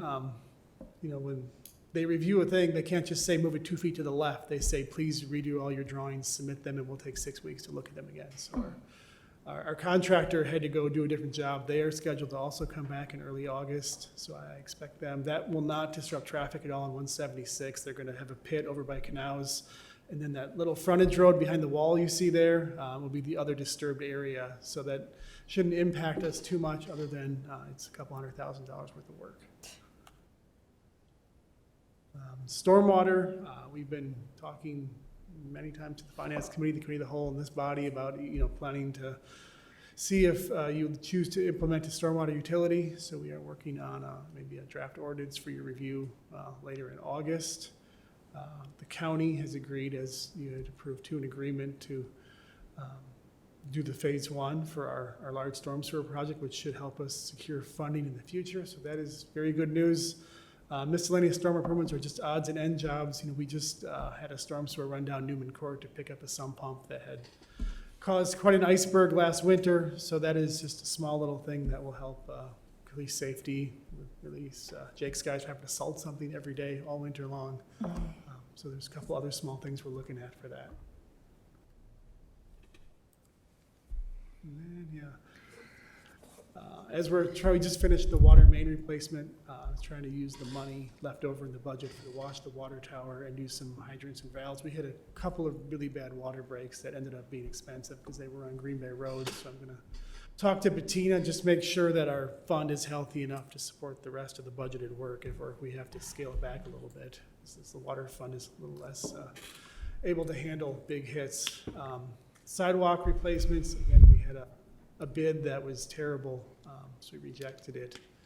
And it was bad because we're bidding a small amount of work on our own. In the past, we've done an MPI project. The contractor had a bad year last year, didn't do a very good job, so we tried to find someone new, and that didn't work out. In future years, I'd like to tie the sidewalk replacements to the street resurfacing, because there's concrete in that work. That's $1 million project. That should get our unit costs back down. I'm trying to find a small concrete guy to take care of the the missing sidewalk squares where a tree fell or a water main broke, and kind of limp through this year on a small one-off basis, and then go back next year and to a regular program of a more broad replacement program. And then we're still trying to get the Birch Road culvert. You see that wall has been pushed around. It's looked like that for a couple of years, so it's not like that just happened yesterday. But it is a project to try to fix that slope issue on Birch Road. So I tried to be quick, given we're running late here, but if anybody has any questions?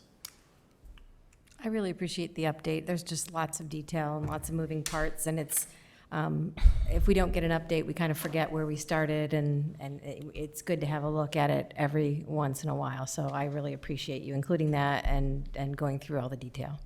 I see. There is one thing I forgot to mention. Green Bay Road, we were going to have an open house this week. We're going to have. Yeah. We were going to have one. We pushed it off to the fall, given that the grant wasn't successful, and we're trying to come up with a new plan. There have been residents asking about putting in crosswalks in a couple locations on Green Bay Road, south of 176. We kind of said, well, we're going to rebuild the whole street. We can handle it then. So we are talking about, is that something that we want to do in the interim? And then when we do get a grant, that work will be thrown away. But that's another discussion that we're having internally. Yeah.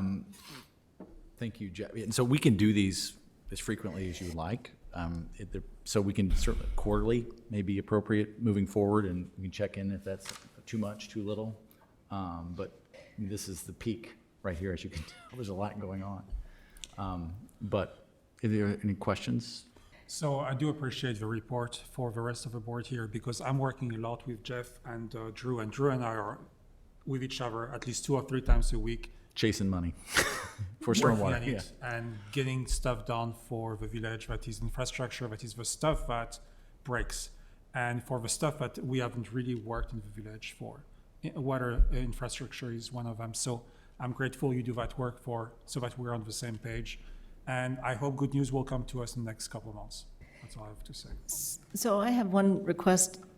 I think twice a year is sufficient, but once a quarter would also be nice. But it would be really helpful to me if I had 2 pieces of data along with the name of the project. And one piece is, when is this budgeted? Is it fiscal year 23? Is it fiscal year 24? Did we already pay for it in 22?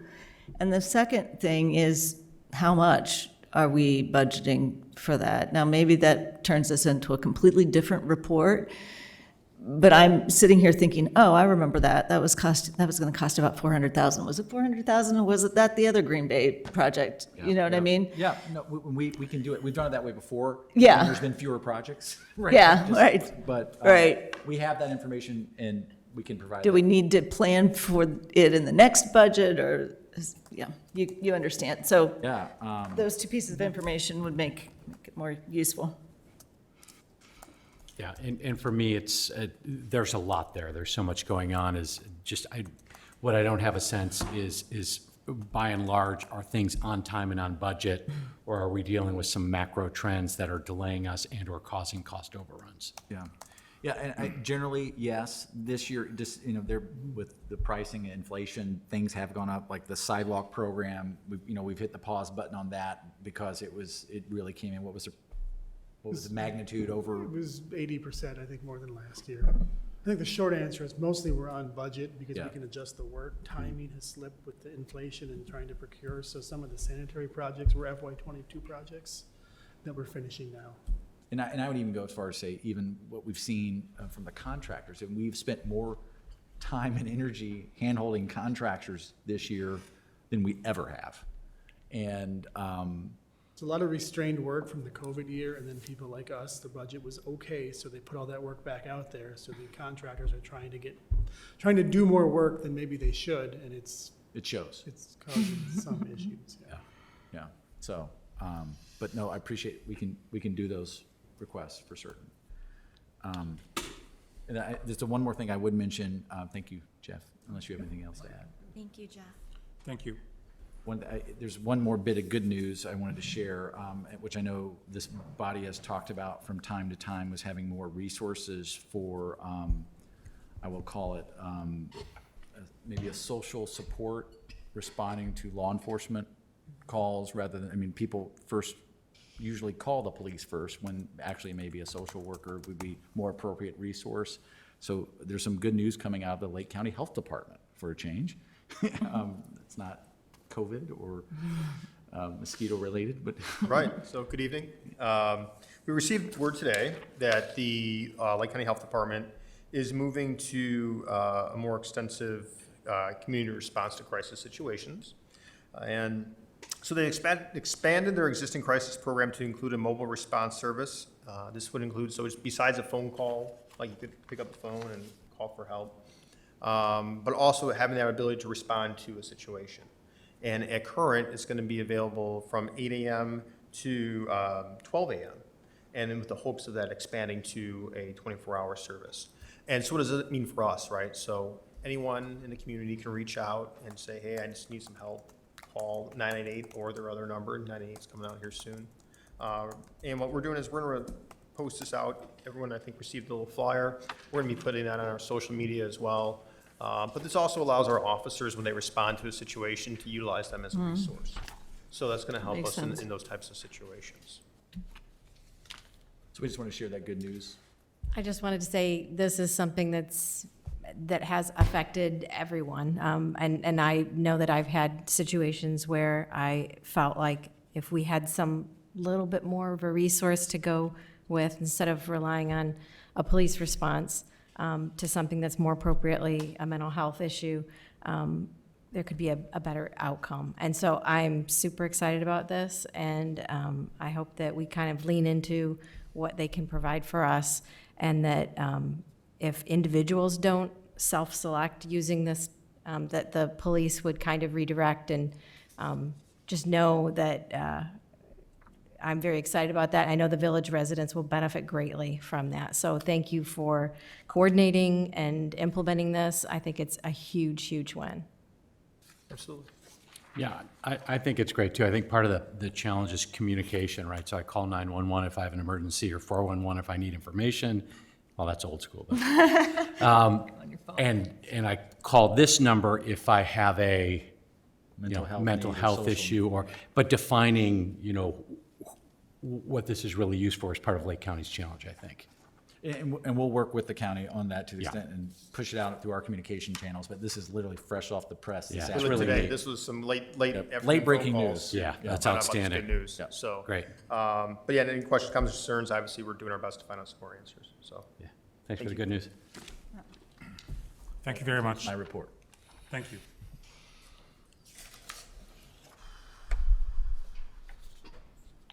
Thank you. Next item is item number 8, the village attorney's report. Mr. Friedman. Just really briefly, as Drew mentioned, regarding Highland Park, it has obviously been a horrific week.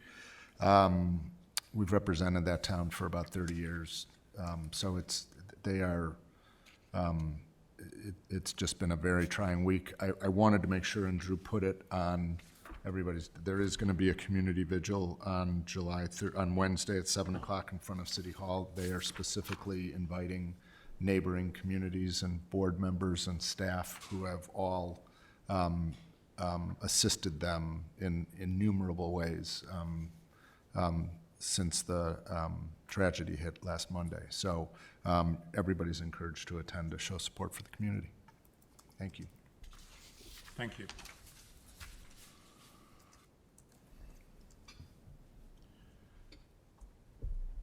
It was a very difficult event, and we need to show support, and it could have been us. And I would say that I'm a runner, and the Boston Marathon bombing was the first time we experienced a loss of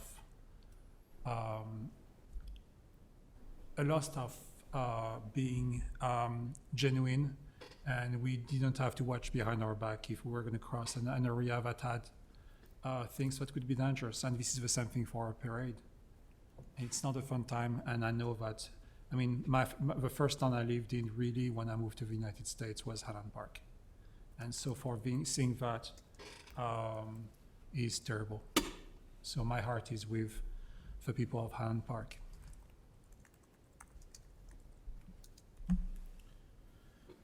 Moving on. Next is the village president report. I do not have a report for tonight. Item 10 would be acceptance of a correspondence. Please note that all correspondence was delivered to the Village Board of Trustees in the informational reports on June 24th and July 1st, 2022. Any questions? It is a voice vote. All in favor? Aye. Aye. Anyone opposed? Did you need a motion before we do that? Yes. So moved to Second. accept. Sorry, thank you. The motion carries. Next item is item 13. It is a resolution authorizing the purchase of 2 Ford police vehicles and the declaration of 2 vehicles from the village fleet as surplus. Is there a motion to approve this resolution? So moved. Thank you. A second. Second. Thank you. The village fiscal year 2022 to 2023 budget provides funding for the replacement of 2 police vehicles pursuant to the vehicle and equipment replacement schedule. Currently, the state of Illinois awarded the bid to Moore Brothers Ford of Greenfield, Illinois, for the Ford Interceptor Utility Explorer police package vehicles. 1 vehicle for patrol operations will have an estimated base price of $37,565. The second vehicle, an administrative vehicle, will have an estimated base price of $37,190. Additional estimated cost, $12,897.65 for the patrol vehicle and $5,779.90 for the administrative vehicle are associated with the upfitting of the vehicles. The vehicles will replace a 2015 Ford Explorer that will be traded in at a value of $5,000 and a 2017 Chevrolet Tahoe that will be traded in at a value of $18,000, resulting in a total purchase of price of $70,432.55, which is in budget. Questions? Need a motion to do it? You have a motion. We do. Yes, thank you. Any questions on the board? Comments? If there are no questions, this is a roll call. Clerk, please call the roll. Trustee Fisher? Aye. Trustee Rappin? Aye. Trustee Ryder? Aye. Trustee Egan? Aye.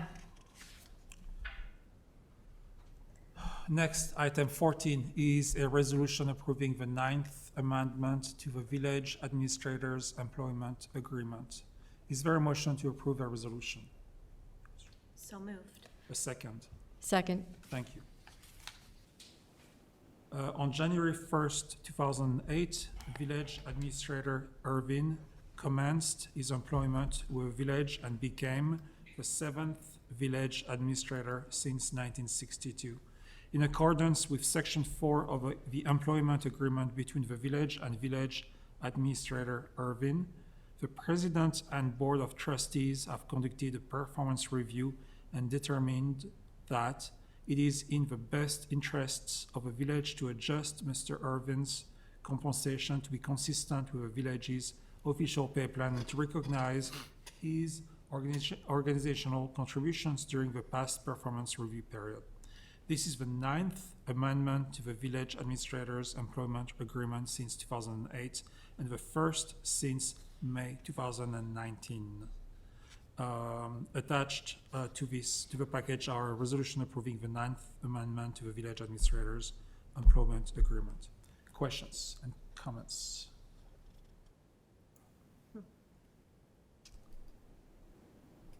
Hearing none. I just have a question about what, if anything, we can do to ensure that we don't have a three-year gap in the future. It seemed like we were out of process and perhaps it was COVID related. I just want us to think about how we can improve our processes so that we are on top of this yearly. And I appreciate you bringing it forward. I agree with that statement that we need to stay current and regular in our assessment. It's a process that goes this is a bidirectional process. It is as much as a recognition and a performance evaluation as it is a strategic review of what we do for this village. And so as such, we get a lot of true insights and a lot of value to the time we spend in this town. So yes, I agree with you. So this will kick off again April or March next year? Is that the idea? Yes. March, April, yes, Okay. March, we should start in March to be done with this process around May 15, basically. Thanks. This is a roll call, if there are no more questions. Clerk, please call the roll. Trustee Rappin. Aye. Trustee Ryder. Aye. Trustee Inkman. Aye. Trustee Fisher. Aye. Thank you. Next item is item number 18, the trustees' report. Do any trustees wish to make a report tonight? I'd just like to take a moment, and I know Drew and President Sherlow and Peter have all taken a bit of time to talk about Highland Park.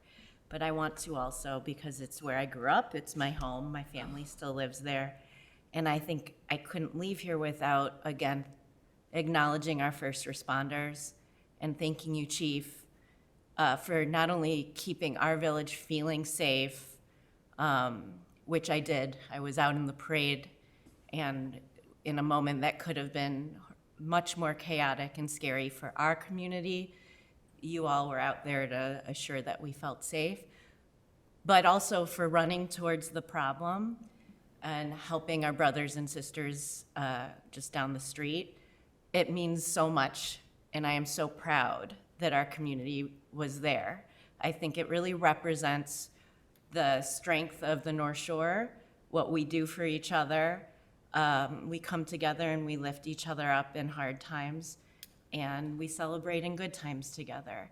This is a hard time, and we're all still working through it. And I don't think it's, just because I grew up there, I think we all have had the same exact experience, which is shock and trauma and sadness and anger. I think it's also important right now for me to point out that firearms are the #1 cause in death for children and teens in America. It's a shocking statement, but it has to be acknowledged. And so I'm hoping that once we all pass through this stage of disbelief and trauma and pain, we focus thoughtfully on making meaningful change. But ultimately, again, I just want to tip my cap. There's no words that I can properly put out there to say thank you. I'm happy you're here right now. Thanks. Thank you, Trustee Fisher. Any more comments on the board? Thank you. Next item is item number 19, the consideration of a June 27th, 2022 executive session meeting minutes. Is there a motion to approve the minutes? So moved. Thank you. A second. Second. Any changes to those minutes? Thank you. Clerk, please call the roll. Trustee Ryder? Aye. Aye. Trustee Fisher? Aye. Trustee Brabman? Aye. Good over there, gentlemen? Good. Okay. Next is, I understand that we have an executive session next.